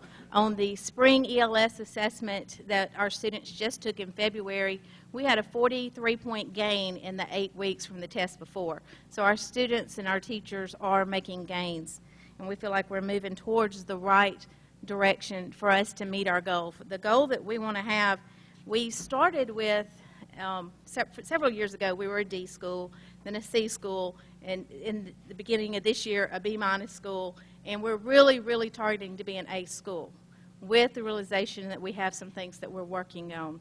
And with that being said, one of the things that we're working on is we have not, like Ms. Smith said, we haven't taught all our curriculum yet. And when you look at the percentages of students in the areas that we have not taught, they're significantly lower than the areas where we have taught. And we feel like when we target these areas, then our scores will go up as well. And we have other strategies that we're targeting to meet our target. We're finishing teaching, of course, the grade level curriculum. We can't expect the students to do well on the curriculum if we've not taught it. So we're finishing teaching that in the next couple of weeks. We have targeted weekly grade level data meetings. We've had data meetings all year long, but now our conversations are going to, what are your vocabulary scores? What are your grammar scores? Where we were talking about reading language, now we're breaking it down even more. After school Title VI grant, we are in our second week. We have targeted students in that. We have sat down with our after school teachers and said, we are low in vocabulary across the board. We really need to teach vocabulary. This is what the sample test items look like. Here's you some material. What can I do to help you? And the teachers that are not teaching after school are providing information to those teachers that are teaching after school. So we're really, really going to target those students that we have 3 days a week in after school. Grade level parent academies start on March 25th. We're going to meet with 3rd, 4th, and 5th grade parents individually in their own academy and talk about what their students need, what the curriculum looks like. And we've done this throughout the year, but we haven't made it MCT specific. Let's see, parent data meetings. We want to sit down with parents. All of our parents would be nice, but specific parents to say, your child is right here, they're a bubble student, they are not doing well in data analysis, or they're not doing well in numbers and operations. Here's you some materials, please help us help your child with this. And hopefully we'll meet with all the parents within the next week or so to discuss their children's STAR results. We're having focused homework. We get a lot of flack from the teachers and the parents on this, to be honest. We start this 9 weeks looking at homework from what we taught at the beginning of the year, because we've been going back and refreshing that, but we want to make sure that the students are continuing to remember the skills that they've already mastered. And so we focus on different homework targets each night. And then some students will have homework in vocabulary and some students will have it in grammar based off of what they really need. If you really are scoring high in grammar and you're not high in reading comprehension, then you're going to have homework in reading comprehension, and the teachers are going to use that during the day, during the lessons. We're differentiating instruction. We're transitioning between our 5th grade teachers. We've regrouped a little bit. We've put our strong teachers teaching our subjects that need the most attention there. Student incentives, we had student incentives for the 4 days of testing, and we tested 81 students per 3 grades, so like 240 students a day, and we only had 5 makeup tests with just a simple student incentive. And then doing kudos on the intercom. We wanted to give a shout out to so-and-so for what you did here, and everybody's waiting to hear their shout out on how they did. And so we're real excited. They can know all the material, but if they do not apply on those 3 days, it doesn't help us very much. So we want to motivate them to do their best on the test. And we're starting now, and that way they're not stressed come test time. And teacher support. We're still protecting instructional time. We're still meeting with our teachers for our PLCs. 7 of our 9 teachers in tested grades are new to their tested grade this year. So they're still learning their curriculum and their framework, and they need a lot of extra support. And so we're continuing to do that as much as possible. So we're on our way, going down the road, hopefully to an A. So. Absolutely. Board members, do you have any questions for Ms. Overstreet? Great job. Thank you. Thank you. And thank Ms. Smith and you for being here tonight. We really appreciate the data and the information for us. Now we will move to Office of Compliance and Accountability. Ms. Lenore, Policy Review and Revision Process Update. Good evening. Good evening. Just a quick review of where we are with policy review and the update process for our policies. If on our board agenda tonight, we do have several policies from Section A, School District Organization, that we're asking approval for. And if once those policies, if they're approved tonight, then we can proudly say that Section A will be complete. So we feel really good about where we are with that process with Section A. To date, we will have completed the 2014 recommended legislative policies and the Mississippi Department of Office of Safe and Orderly Schools policies that were recommended by them. So we are making some progress with updating the policies as we move throughout this school year. Also, a list of policies contained in the CMSD 2013-2014 handbook have been compiled, and those are the policies that we are currently working towards reviewing and comparing with the Mississippi School Board policy recommendations for those policies in Section J. Basically, that's the section that we're focusing on with handbook. Many of our policies in the handbook relate to Section J. So right now we're working on those. Also, we have worked on many of those policies that I referred to in Section J with Dr. Kay Clay, who is our representative from Mississippi School Boards Association, who is helping us through this process. And I want to add that tomorrow we are meeting, the management team is meeting. We are looking at how we're processing through the procedure of updating our policies. In addition, we are looking at the policies that have been approved so that we can make sure that we get those policies posted to our district website. Ms. Tippett will be a part of that meeting tomorrow so that we can have a comprehensive list to provide to her so that we can have updated policies on the Columbus School District website. And our next policy review committee meeting is scheduled for Monday, March 24th. Are there any questions? Board members, any questions? If not, thank you very much, Ms. Lenore. Now we'll move to the next item, which is Office of Grants and Special Programs. Ms. Adams.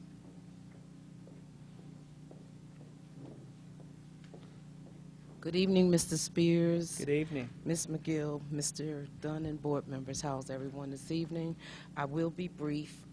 We're working with the Columbus Middle School to apply for the 21st Century Community Learning Center grant. As I indicated in previous discussions, this will replace the LACEUP grant that will expire this year on June 30th after our summer session. The new 5-year grant is due in April. It's actually April 8th in Jackson. We have already met just prior to the holiday with the science teachers at the middle school. They will actually be working with me as the team to develop the proposal. People can do better when they have their input. And they have some great ideas about the direction. Again, as you know, all of the grants that we're working on are working towards STEM infusion from K through 12. And this grant, we actually get priority points for focusing, again, on the middle school. So we will be working with STEM. On Wednesday of this week, I will be going to Trussville, Alabama, to see the project Lead the Way, which is part of Mississippi State's pre-engineering program. We were invited by Mississippi State to meet the national representatives from that organization, and they have a research-based proven curriculum that will really help to infuse great activities into this project. Again, we will meet on Friday with the science team again. Ms. Dismuke has assigned Mr. Brandon as the point of contact for the proposal, so he was in the meeting that we had the week before we went on spring break. I gave them the information and asked them to develop their ideas so that when we get together, we can pull together the information. It will operate primarily the way as the existing project, Monday, Tuesday, and Thursdays after school. Those baseline things will be in place, but the direction of the project will be entirely different.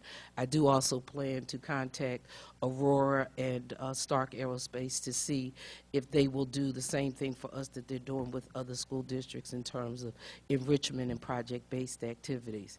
So basically, it's $250,000 for each of the first 2 years, and then a sliding scale thereafter where we have to provide in-kind resources, which generally doesn't cost us any money. We do it with staff salaries. We could do it with just the facility alone because we use the fair market value for the use of the middle school, and that usually eats it right up. And then if we add in our labs, so far it has not cost the district any money.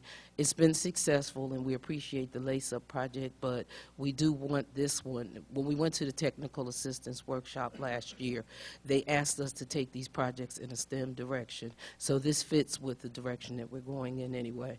And so we will be working to get the proposal ready and submitted on time. Excellent. Board members, do you have any questions regarding the grant for Ms. Adams? Thank you, Ms. Adams. I do have a question regarding what kind of assistance we can look forward to if we get it from Aurora Flight Services. They have Skills USA and robotics that they do with some of the other school districts. Those are competitions, national competitions that our kids would like to participate in. One of the things that we learned as we were doing the other grant is that the project-based activities, and Mr. Stewart, Greg Stewart, was very instrumental in the proposal that we put together in January, and he indicated that they work with a lot of other school districts. They provide the resources. They would just like us to take advantage of it, so it would not be of any cost. But he does the Skills USA and the robotics camps with those districts, and I'm hoping. And again, I have not talked with him specifically about this project, but he did ask me to contact him in the future if there was anything he could assist us with. So we will be doing that as well. But we also, as part of this application, must contact Annunciation and Heritage and make them aware not only of the proposal, but the availability of these services. That is a requirement. And will this funding, it will start when? The Lace-Up ends June 30th? It will start this fall. It will start in the fall. We usually run Lace-Up for about 60 days each academic year, and about 16 days in the summer. So each year would have the same components. Would it be a fair assessment if I say that I'm noticing more involvement of personnel, instructors in the grant process, as well as an air of ownership, excitement that I'm seeing from them? So thank you. I'm actually having fun. We had 2 very successful grant workshops. We had the first one that we attended, and it went overtime. We were supposed to be there from 9 to 12. We finally had to end it at 1:45. And the second one they requested, they actually came after work from 3:30. It was supposed to be 3:30 to 5, and at 5:45 I had to tell them we had to go home again. But that's an exciting thing for me, to be able to have their input. These teachers have great ideas. They have outstanding ideas. And it's really easy to develop a proposal because the people who are implementing it have input. And I value their opinions because they're the ones ultimately at the end of the day who have to do the work. But also, I do want to say, in response to Mrs. Clinskill's earlier, Ms. McGill, you didn't know this yet, but there was a proposal that came out today, and I haven't looked at it yet, for an application for new grants under the elementary and secondary school counseling program. Yay. So I will be taking a look through that to see if maybe that can help with that situation. And I'll come back to the board at a later time. But it just came out today, and I haven't had a chance to look at it. But it may help to address that concern. And I thank you. Okay. Board members, any more questions? If not, thank you very much, Ms. Adams. Now we move to item 15, which is the Office of Business Management, Ms. Tammy McGarr. We have consideration to approve budget increase from fund balance. Ms. McGarr, would you like to highlight some of this information, please? Yes. Good evening, Board. Good evening. And the management team has sat down and looked at some needs that the district has for different areas, and we are submitting a request that we make these expenditures out of our fund balance, because we do not have funds available in the current year's budget to pay for these expenditures. So you each have a list that details these expenditures out. The first area is math textbooks for all schools, a baseball, softball practice facility, an athletic facility, 4 buses, replacement of the AS400, and that is our software system. I may not explain this correctly. Is Ms. Tippett? She may need to explain what an AS400 is exactly.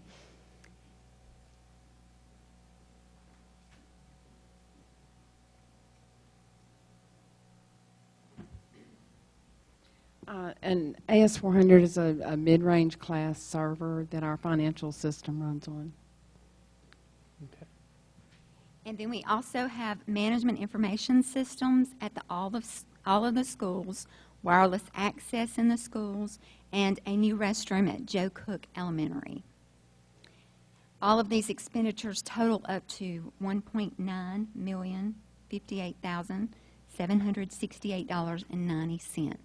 So we are asking for your consideration on all of these items to be spent out of the current fund balance in the district maintenance fund. Now, it's my understanding that in our district fund balance, that I know had been heavily depleted in the past, that the baseline state level is 7%. Of the district maintenance correct. Fund revenues for the year. That's correct. Mm-hmm. And currently we're pushing close to 19%. Right. Last calculation, and of course that's not counting anything that may be added toward the end of this district That's year. correct. So we could be close to 20 to 21%. That's correct. 3 times that level. And based off of our current balance in the level, that is would reduce us down to about what, based off your calculations? If we not expending over budget at the end of the year, we should end up the year with needing at 7% of the fund of the district maintenance fund revenues. We should need approximately $1.7 million. Okay. Just couldn't hear. I'm sorry.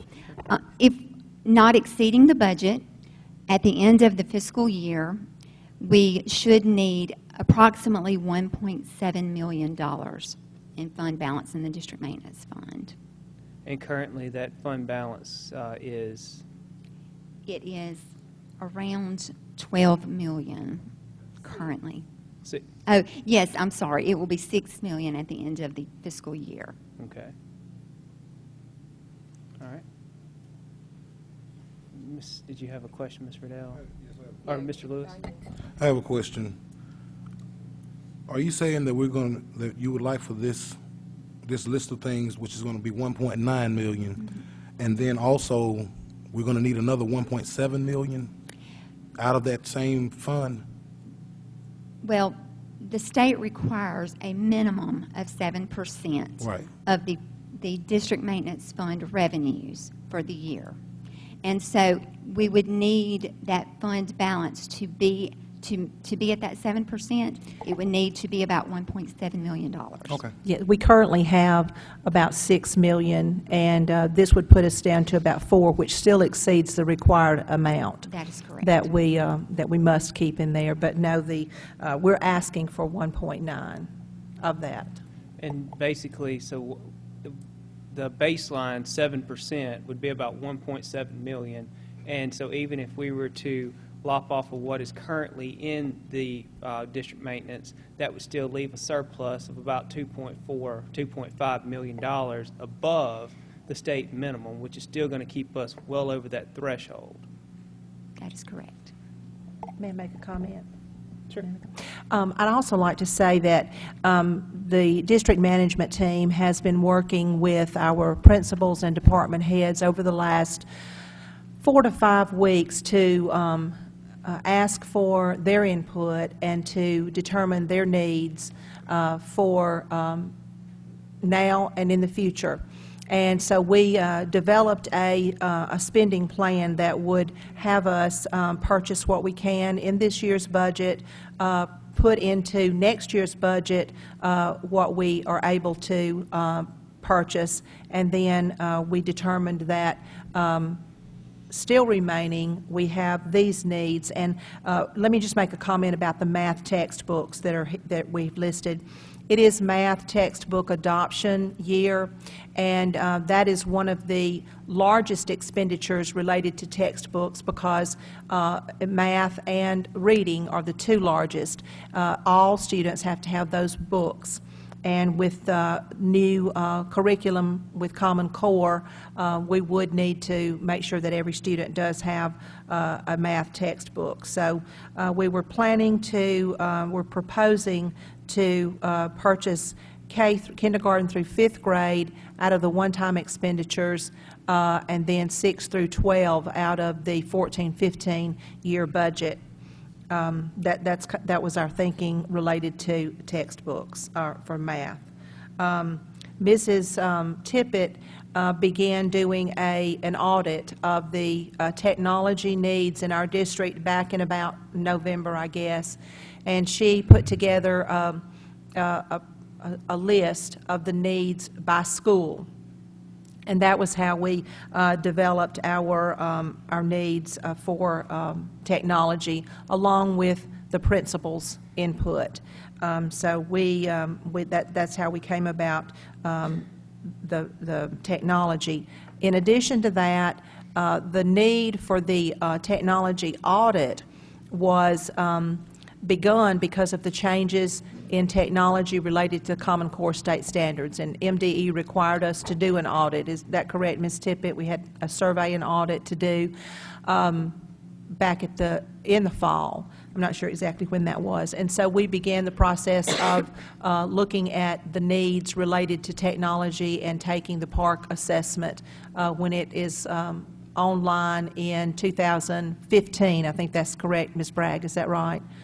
2015-16. So we're trying to look forward and be proactive in meeting the needs and making instruction the focus. We've tried to stay really focused on the instructional program and the needs of the students in the classroom with our expenditures request. All right, board members, any other questions for Ms. McGar regarding this request? I have one other question, and I'm just curious. If no other funds came in, how long could we operate? Could our district operate? I don't have that information with me right this moment. I could figure it up and get with you for the next board meeting. Would you repeat that? If no other money came in, how long could we operate the budget? Yeah. I mean, operate the district. Some couldn't hear your question. Oh, Yeah. if no other funds came in, how long could we operate on our rainy day? Right. Question, comment? I heard you use a cautionary statement, if we don't exceed our budget. We won't exceed our budget this year. I'm sorry, I should have worded that differently. Yeah, because you said it a couple of times. That's why a big flag exists. So you're saying that this request for expenditures will not put us in a position where our budget will be exceeded in any way? That's correct. I do have a need for information. If we're expected to approve the request for the different categories that you have here, I think that, and it is your administrative responsibility to recommend that to us, but it is the board's responsibility in terms of good governance to approve it. And I would like more information as to what the management information systems details are for each school. I know that you gave me something tonight, but I haven't had a chance to look at that. It was just prior to the start of the meeting. And the wireless access, what does that involve for each school? And are we getting this at an E-rate? Are these E-rate dollars that we're looking at here? I'm going to let Ms. Tippett address that question. Thank you. with every school, with the exception of Cook, because they were not eligible for E-rate funding this year, those are E-rate applications that we have out there. But I have to be a little bit honest with you. Over the last couple of weeks, there's been a lot of talk about not finding money for internal connections, which is what this is. They funded pretty much priority one, and that's, which is telecommunications, internet access. And at the beginning of the year, they said, we don't know. And we are not very optimistic. We filed just in case. Because a lot of times they find money, and we were hoping for that this year. I'm not really optimistic for these amounts to be funded. But we have applications out there. If we make the purchases and then they do fund it, we can go back and get reimbursement for 90% of those costs. Is that up to 90% or It is at 90%? It is. We are 90% if we discount. If we get the funding. If we get the funding, it'll be 90%. And what exactly, or give me some examples of what the MIS enhancements are? We have some of our elementary schools that have what I call casual wireless coverage.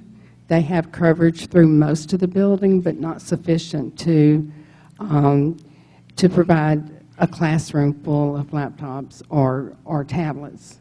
So what we want to do is provide enough coverage in all our schools so that we can have more density of devices that can connect.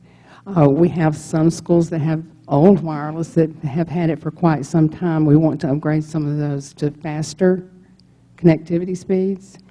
And I mean, as we look forward to what we have to do with Common Core, it's a need. And that's why we applied for E-rate for this year. And you are talking the MIS portion, not the wireless access And I'm talking about wireless specifically access right now. In the MIS portion, does that include hardware? For wireless, it's hardware. For the other needs that we have in classrooms, we're talking about replacement of classroom computers and replacement of laptop computers for those other items. And replacement replacement laptops for faculty members. So, Ms. Tippett, under the MIS portion of this request, can you quantify how many PCs we're looking at per school, or laptops, or exactly what it is? Because all we have is just a dollar figure by school. The spreadsheets that I had did show that. In our elementary schools, except for Stokes Beard, we have a virtual device initiative that we already have in place. We want to upgrade that to something faster. With this past year's budget, we did that in 4th and 5th grade. We want to expand on that for K through 3.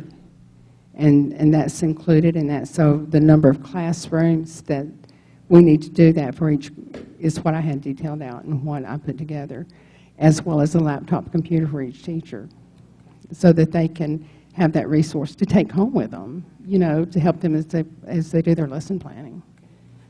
So, Mrs. McGill, do we have the spreadsheet? Could we email that to you probably tonight or in the morning? Would that be acceptable? And is that okay? I have just a few more questions. On the facilities, how do we come up with those numbers? Is there a square footage of how, like the hitting facility, the athletic facility, is there who put the numbers together? I'm going to ask Mr. Shannon to respond to that, please. Yes, sir, Mr. Lewis. We did go out with our baseball, softball practice facility. That is an indoor facility for our athletes to use when it rains. We did go out and get some quotes from some contractors. This price does not include the architectural drawings that will come about, and we will have to go out and get actual bids. But this was based on the quotes that were given so that we could come up with a ballpark figure to bring back to the board. And it is typically on the high end when you do just quotes or bids without an RFP, but an RFP will be developed so that we can get quotes on that and have the lowest and best bid. For the athletic facility, it's a little different. What we're doing is trying to expand our weight room at the football complex by 25 feet.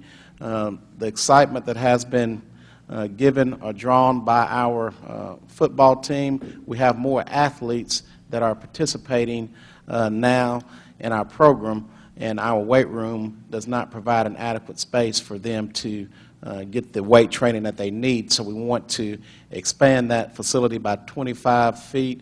The initial price came in at, I think, about $39,000, but that did not include the HVAC, the heating and air there, so that bumps it up another 12.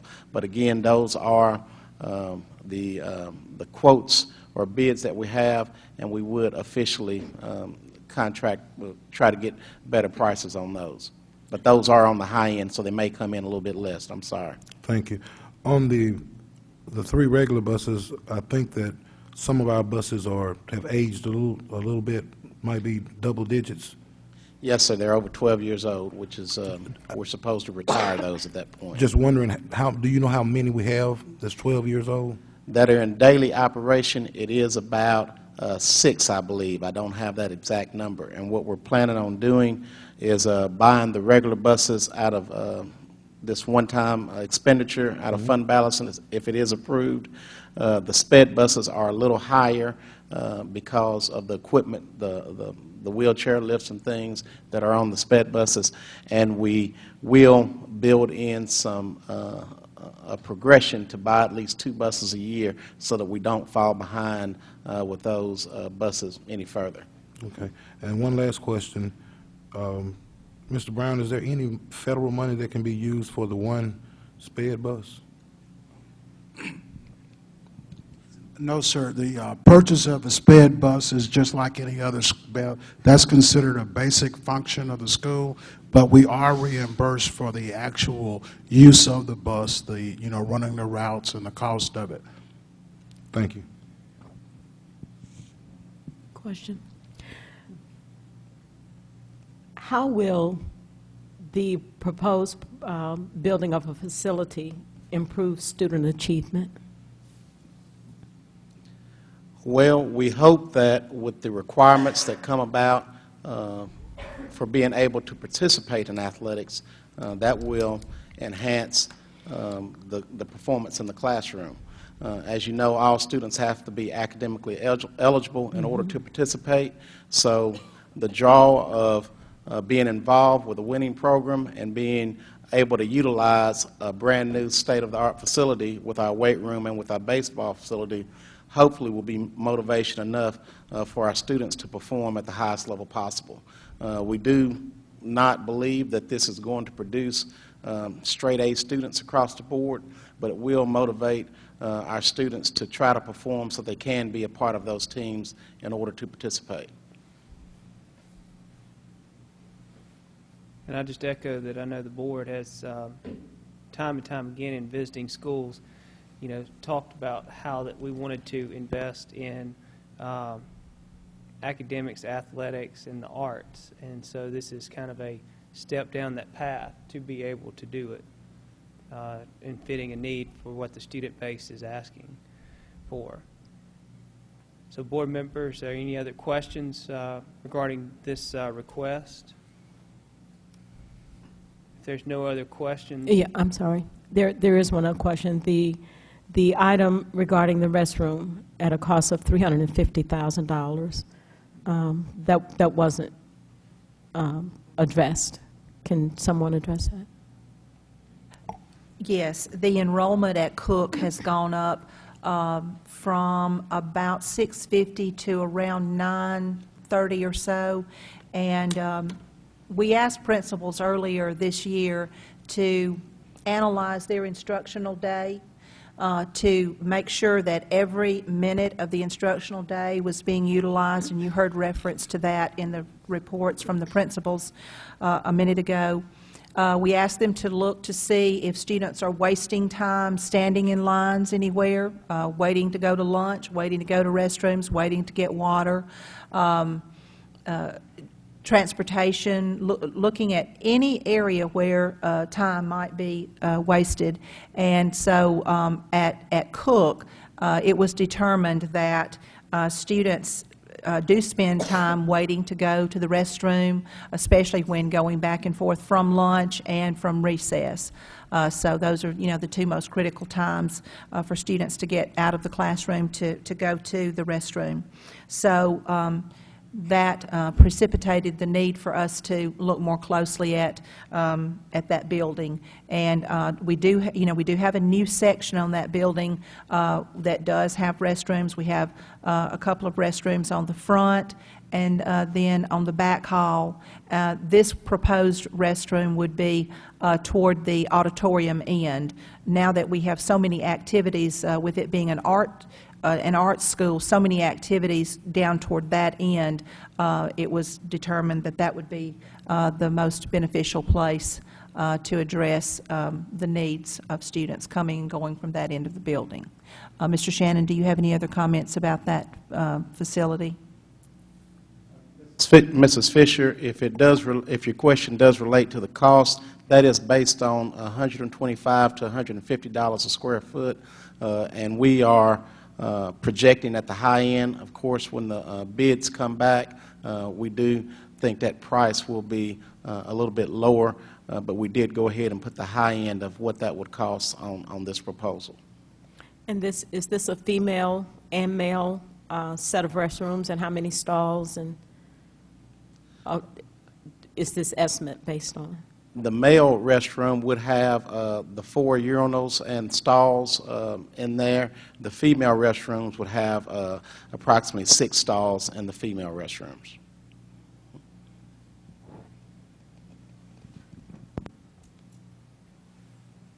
Board members, any more questions regarding this request? If there are none, excuse me. If there are none, then I need a motion and a second to approve the proposed expenditures. I'm sorry, question before that motion comes on the floor.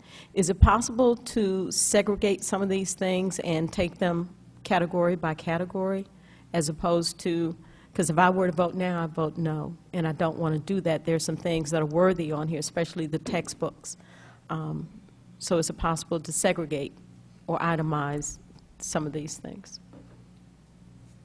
I know it is possible. I'm asking. Yeah. Yeah, it is possible. But Mrs. McGill, are you recommending this in its entirety to the board? I am.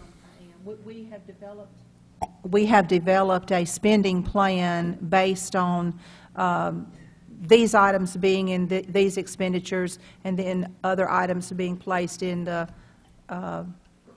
14-15 budget. So, yes, of course, they can be taken individually, but our needs assessment is based on them together as one.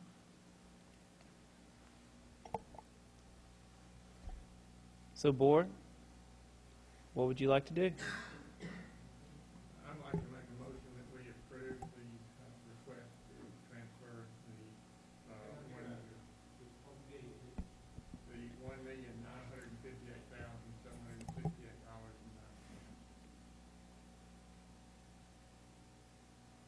The item has been properly motioned. Do I have a second? For the sake of the children, I'll second it. Do we have any discussion? I think there's a lot of information on this one sheet, but there's not a lot of documentation to support the nearly $2 million that we're being asked to spend. And we should be data-driven, and so we do need documentation, and we do need details. So I would just like to say that had there been some detail to support this so that I could see exactly what it is you're asking me to approve, that might have made a difference in the way that I approach voting for this tonight. there's not enough detail to substantiate most of any of what you're asking us to approve. Now, Ms. McGill, in our review, the information was covered, correct? Yes, that is correct. And I would encourage you, all of you and any of you, we do have the backup for all of this. And we do make ourselves available, our entire management team, to review any to make ourselves available to answer questions and review any kind of documentation that you would need to make yourselves comfortable with voting on any issue that we bring to the board. So I do encourage you, we will get you the documentation, Mrs. Verdell, but I just always encourage any of you to just ask us questions at any time that when you receive the agenda. If you have questions or need more information, we're more than happy to provide that for you. So we do have that documentation. But I'd just like to request that any time that we're being asked to approve anything, that you automatically give us the supporting documentation, because in terms of being very efficient with the way that we use our time, that will work really well for me. And then I can study, and then I can come back and ask you questions. Any other questions? All in favor of the children, please raise your right hand. Any opposed? All in favor of the motion, raise your right hand. Any opposed? It does fail. Now we'll move to information items, which are B, the monthly financial statements, the combined and combining report, the monthly revenue budget report, monthly expenditure report, the ad valorem tax collection analysis report, summary of reconciled bank statements. Board members, do you have any questions for Ms. McGarr regarding any of these information reports? If not, we will go to item H, which is to approve to pay the bills. I need a motion and a second to pay the bills.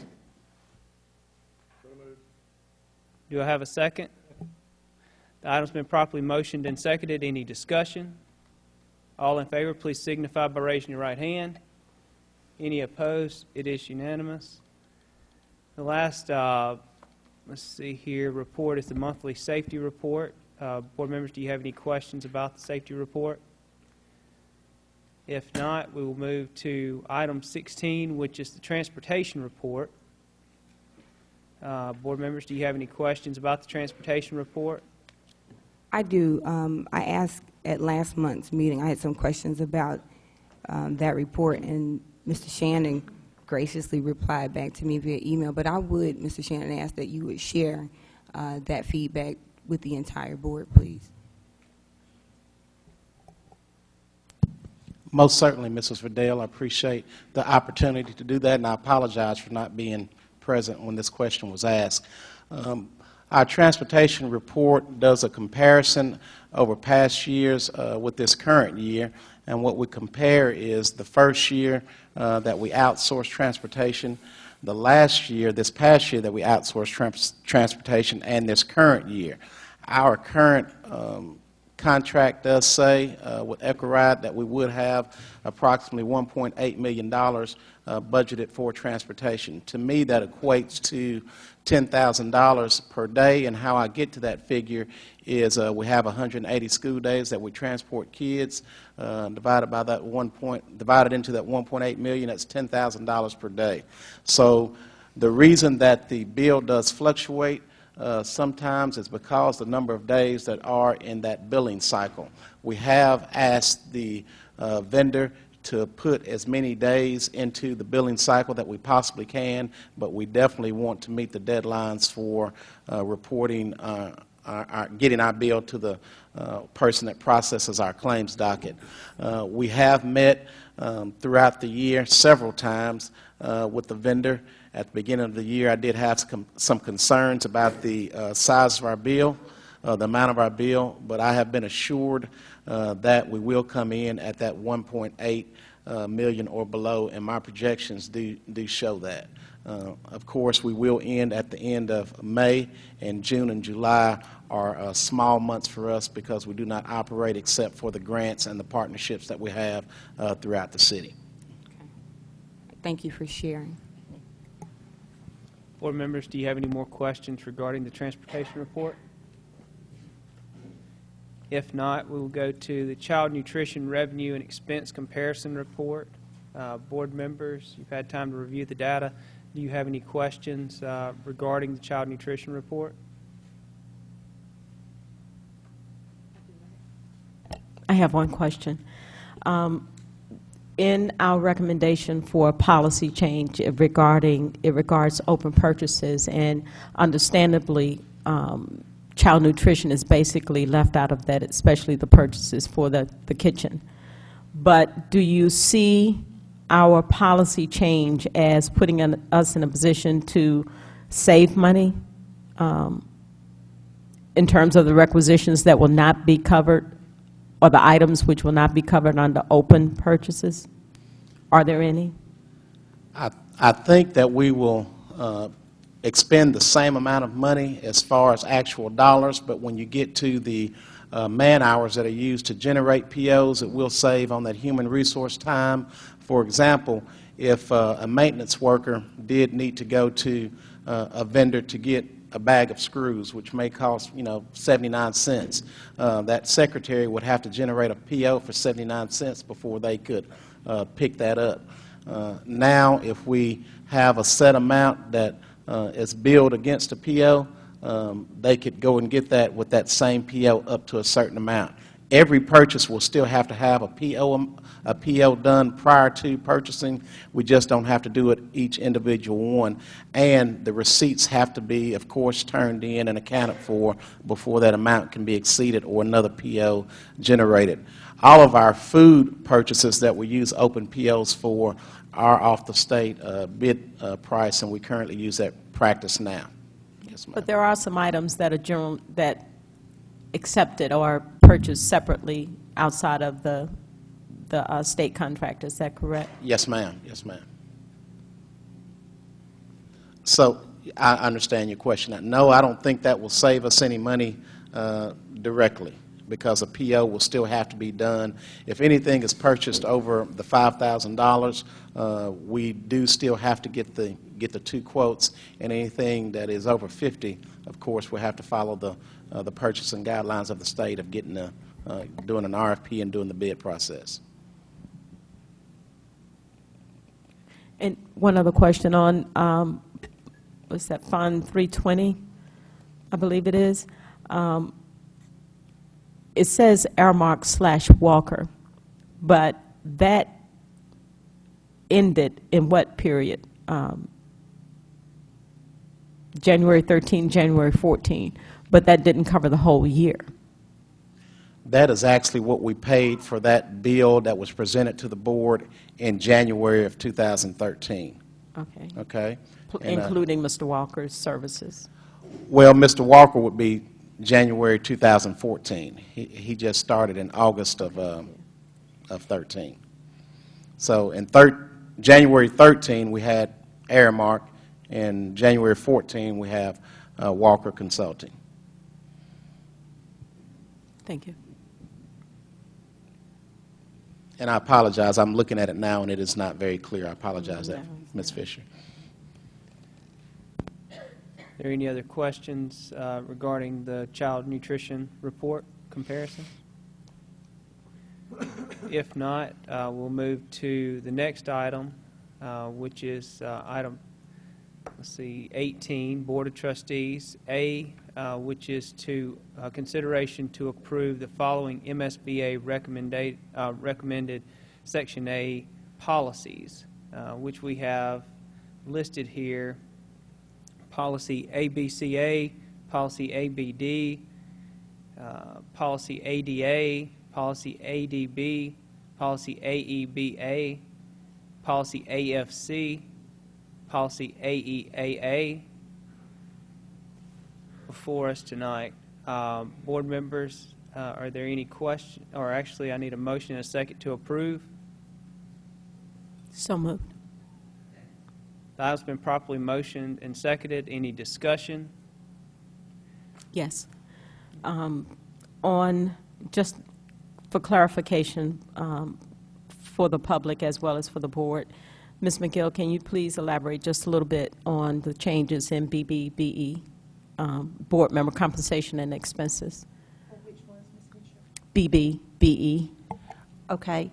That one is, we're not asking for approval of that tonight. It's just so we're clear, 8, A and B will only be for consideration and review, but I will be glad to talk about that if you'd like for me to at this time.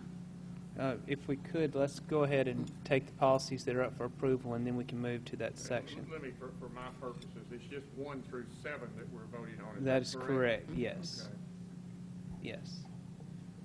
So was the motion, let's see, we've got Ms. Fisher and Ms. Verdell. I just want to make sure the motion was to approve 1 through 7. That's correct. Yes. Okay. Yes. ABDCA through AEAA, which is 1 through 7. And we have a motion and a second. Do we have any additional discussion? If not, all in favor, please signify by raising your right hand. Any opposed? It is unanimous. Now we move to number 8, which is consideration and review of policy DJEG, and then also BBBE.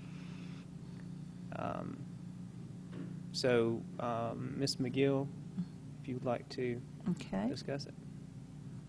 Yes, policy DJEG was referenced in the previous conversation about open purchase orders. We are actually, this is a policy that we currently have and that we are adding to the policy to indicate those items that are authorized for the use of open purchase orders and the items that are exempted from purchase order requirements. This is a practice we are currently using for lunchroom products that are purchased at bid price and delivered daily. We do an open purchase order at the beginning of the semester for those, and then we do another one at the beginning of second semester, and we make purchases that are billed against that purchase order. And so for supplies and services for the maintenance department, very often they have to purchase a small item like $1 or 65 cents, whatever, and that's the only thing they need at that time. And so rather than generating a purchase order every time they need to do that, we're asking to have an open purchase order, and they would purchase against that purchase order. And of course, all purchase orders are will be according to the purchasing laws of the state of Mississippi. We already exempt monthly utility charges and monthly telephone service from purchase order requirements, and so we're just putting into words what we actually do in this. And then on down at the very end of the policy, there's a reminder, and this policy was taken from Mississippi School Board Association, and as I said, it already exists in our Columbus Municipal School District policies. But we added, just to be clear, at the reminder, it says purchases made from federal funds are also subject to applicable federal regulations. We added the phrase, all purchases from federal funds require a purchase order. It looks like there may be a typo there. From federal funds require a purchase order. So we just want to make sure that we're clear on the difference between district maintenance and federal. Then policy BBBE. This is in reference to board member compensation and expenses. It has the board meetings at 5:30, and since we meet at 6, we do need to change that policy to 6 o'clock. And it does deem appropriate the purchase of meals during our board meetings since they begin at 6 o'clock and go through the evening meal. Can we get breakfast too? Probably not. But anyway, that one we do need to change to from 5:30 to 6. Well, one thing I would be curious to know, while I understand, and it's my understanding, and everybody's interpretation is vastly different when you read through things, is that most meals are consumed during a meeting, such as when we go to a school board walk through Cook or the high school or something. We're there at the meeting, we consume the meal and different things. And so would this be for just that meeting, or is it for this meeting to where food's purchased and then we would eat it after the meals? I mean, we would not stop the meeting to go eat. Mr. Dunn, would you like to comment? The Attorney General has rendered an opinion, and it was in the late 90s, I think it was, and there have been actually 2 or 3 that have said that when it's not convenient to stop the meeting and to go off and have your meal and come back, you've got people here in attendance that you can make this finding. In 2001, you adopted this policy and made this finding. So it's been on. The finding was made in 2001. The only problem with it now is it just needs to be updated, because we did meet at one point at 5:30. Right. And so I mean, but I mean, as far as the meals being provided and different things, I mean, we could save the district roughly $150, $200 by not providing meals at the school board meetings, correct? the school, it's not requiring that. Right. If you do not want to have those meals provided, then that you could make that decision. Okay. But it is legal for them to be provided, because you can't be at home right now, and you're certainly not going to break and leave all these folks sitting here. Sure. So it is legal, but you don't have to. It's not a requirement that you do that. Okay. Board members, do you have an issue with suspending the practice of having meals paid for us that we eat after this school board meeting? I do, and the reason that I have an objection to that is a couple of reasons. I think that we prolong the public's involvement at the meetings as it is. I think it would be very unfair to the public for us to take a break and have our meals and have them wait while we finish that meal. I think anyone understands that even as it is right now, when we meet from 6 o'clock to 9 or 1 o'clock in the morning, that when we leave here, when I leave here, everything is closed. I mean, you have a couple of corner stores that are open, but I can't get a meal. And the salad that I do get, I only eat a couple of forks full because I have to go to bed. But I would have a problem with that. But greater than that, my personal issue is that if we're going to change a portion of this policy, then we need to revisit each board member's opportunity to elect what method they use for a compensation. For instance, under this policy, once a board member selects how they want to be compensated, that must endure for however many terms they serve. You cannot change it. So I think at this point, if you're going to change one portion of the policy, that we should have the board attorney look into whether or not it's acceptable to revisit and make changes in all other portions or selections of the policy. And that would be the $67 a meeting or $2,400? Oh, the big money, yeah, the big money. Okay. Yeah. I mean, I have no issue with it. I mean, if I, frequently have meetings in the afternoon, so I just eat before the meeting. But I would just ask that if we want to, at this time, we're not actually having to change it, but we would certainly ask that we go back and revisit this particular policy, because, I mean, I understand if we have a lunchtime meeting at one of the schools, we tend to consume that particular food while we're there having our meeting. And I think that this is, quite a stretch in some ways, whether it's found to be or not, when we could probably save, a couple $100s a month or whatever it happens to be in ordering those meals, which add up over a 5-year term to quite a bit of money. So could we possibly do that, David and Ms. McGill, looking into it, as well as the other part of what Ms. Fisher has spoken tonight as to whether or not, because I think it's a statutory limit, the $2,400, regardless of how you take it, correct? So, I mean, even if it is a per meeting amount, $67, whatever, it's still going to be the same amount, whether you have, 30, 40 meetings a month or whether you have one. You're only going to get paid the same amount on an annual basis. That's true. This is not pay. This is Compensation. Basically, it's it's not. The Attorney General has just said that the district can buy the food. No, we're talking apples and oranges because. Okay, I'm sorry. I didn't follow. No, okay, sure. I don't understand. The food part is the one part that we just discussed. If we could look into how we could separate that out in the policy.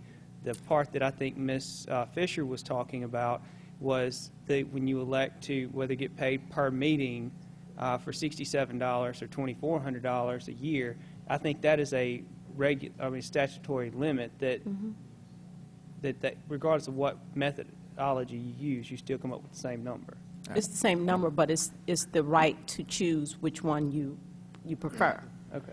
And I think that if you're changing a portion of this policy, then it is wise to address the whole policy and allow a board member to elect which one they would prefer, which method they would prefer. And so the question is, can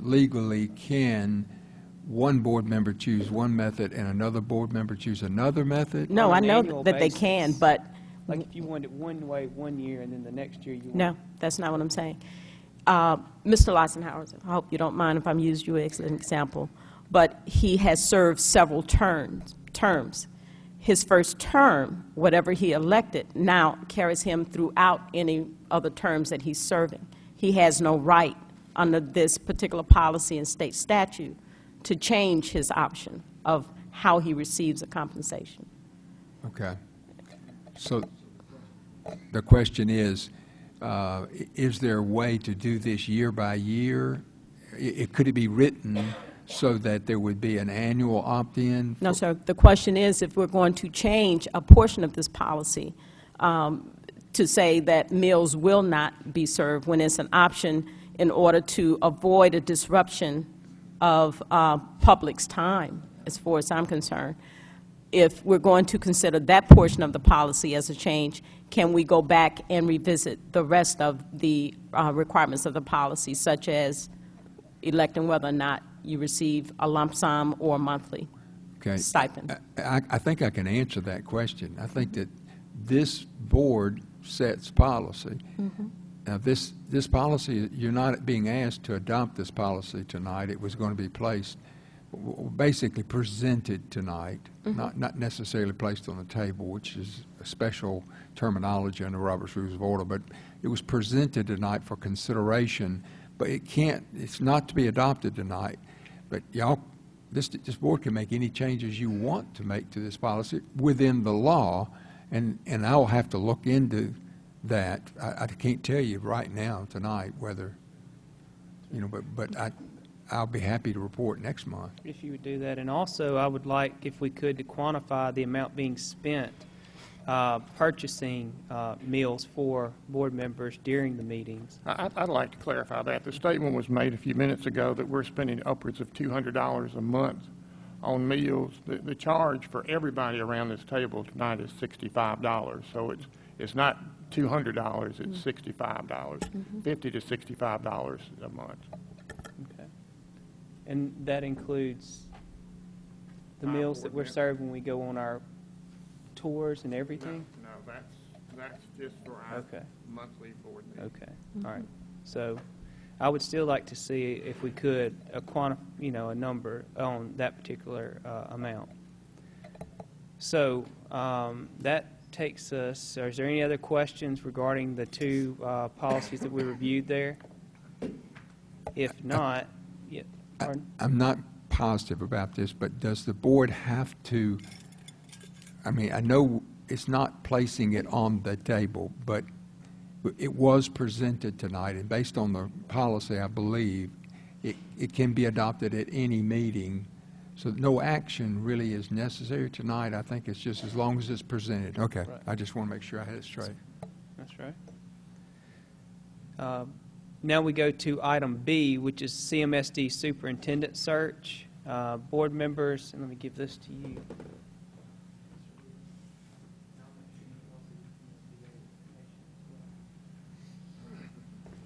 Board members, you've been provided, upon the board's direction, information from the different companies that were requested come before us, as well as help us come to a conclusion as to which company we will use in the superintendent search.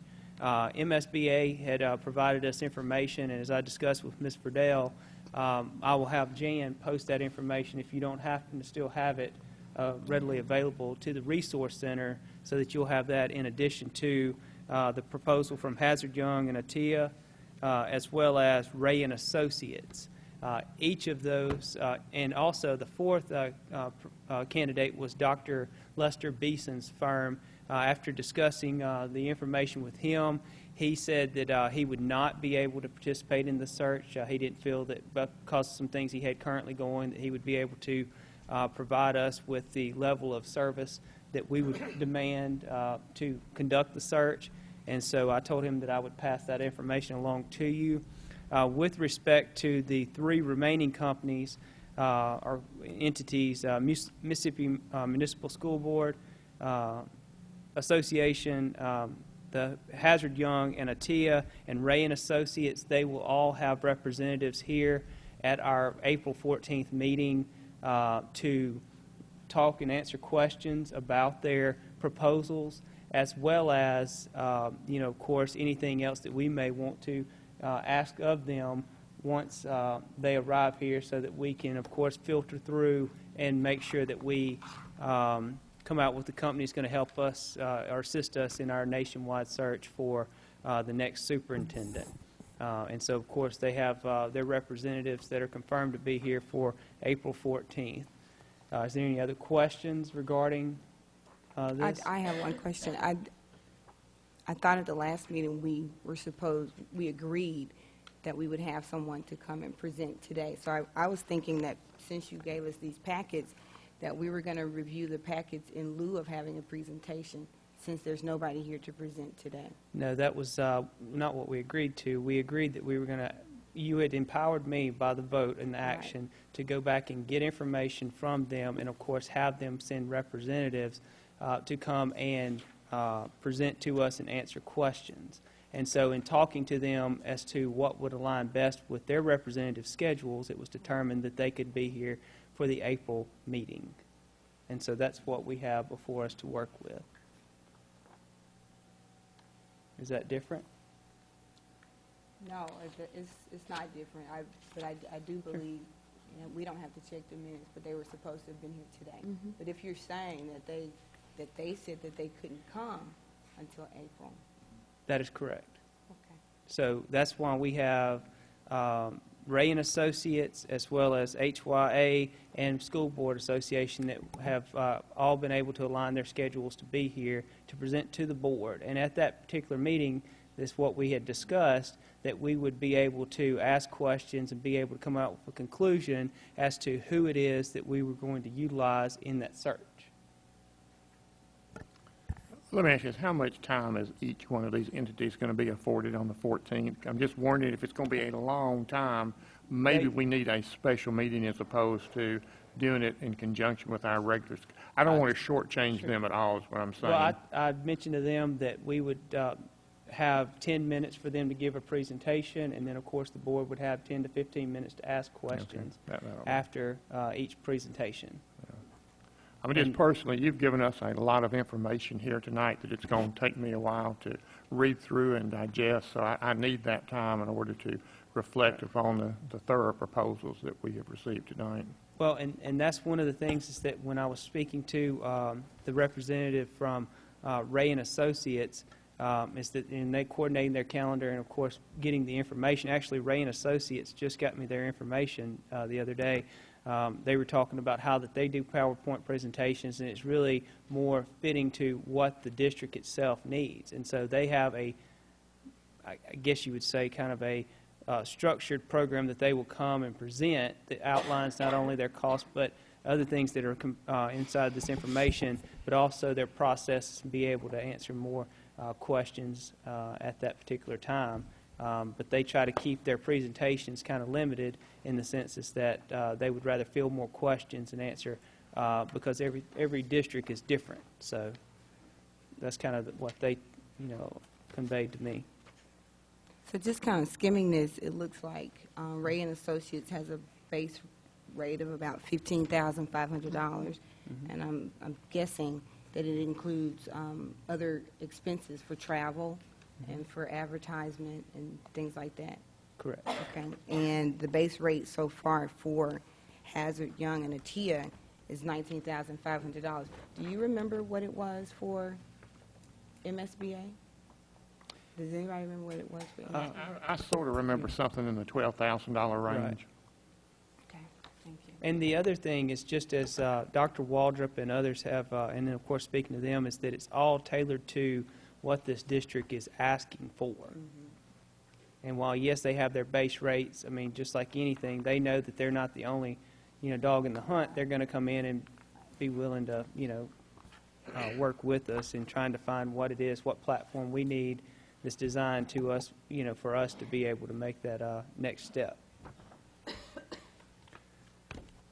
there any more questions regarding this information? I have one question.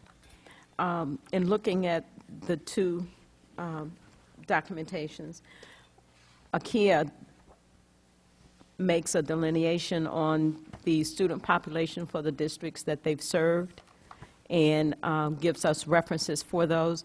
But I note that with Ray and Associates, they give us references in terms of their success, but not by district size. Is it possible for us to get that? Yes, I mean, that's some of the information that they plan to come and present, but obviously if you, need it before then I will certainly, request that be sent to us.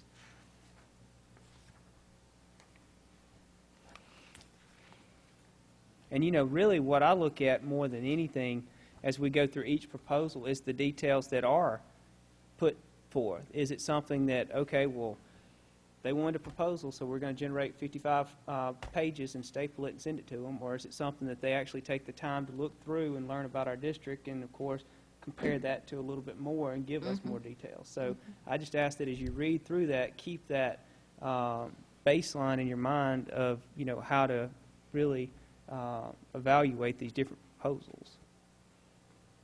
That was a good point there, Ms. Fisher. Thank you. Board members, do you have any other questions about the information?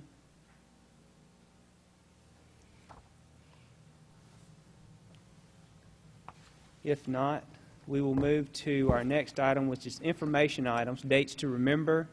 April the 10th, 2014, there will be a school board tour and presentation at Stokes Beard Elementary Technology and Communication, which will start at 11:30 a.m. Next, we have April the 14th, 2014, which is our next regular school board meeting here at Brandon, and that will be our first meeting that we have adjusted back to the second Monday schedule based on board action at our last meeting. April the 18th, 2014, Good Friday holiday for students. Now, board members, we go to item 20, which is closed determination for executive session. I need a motion. In this, we will only need a motion. All in favor, please signify by raising your right hand. Any opposed? It is unanimous. We will be out shortly to tell you what we will talk about in executive session.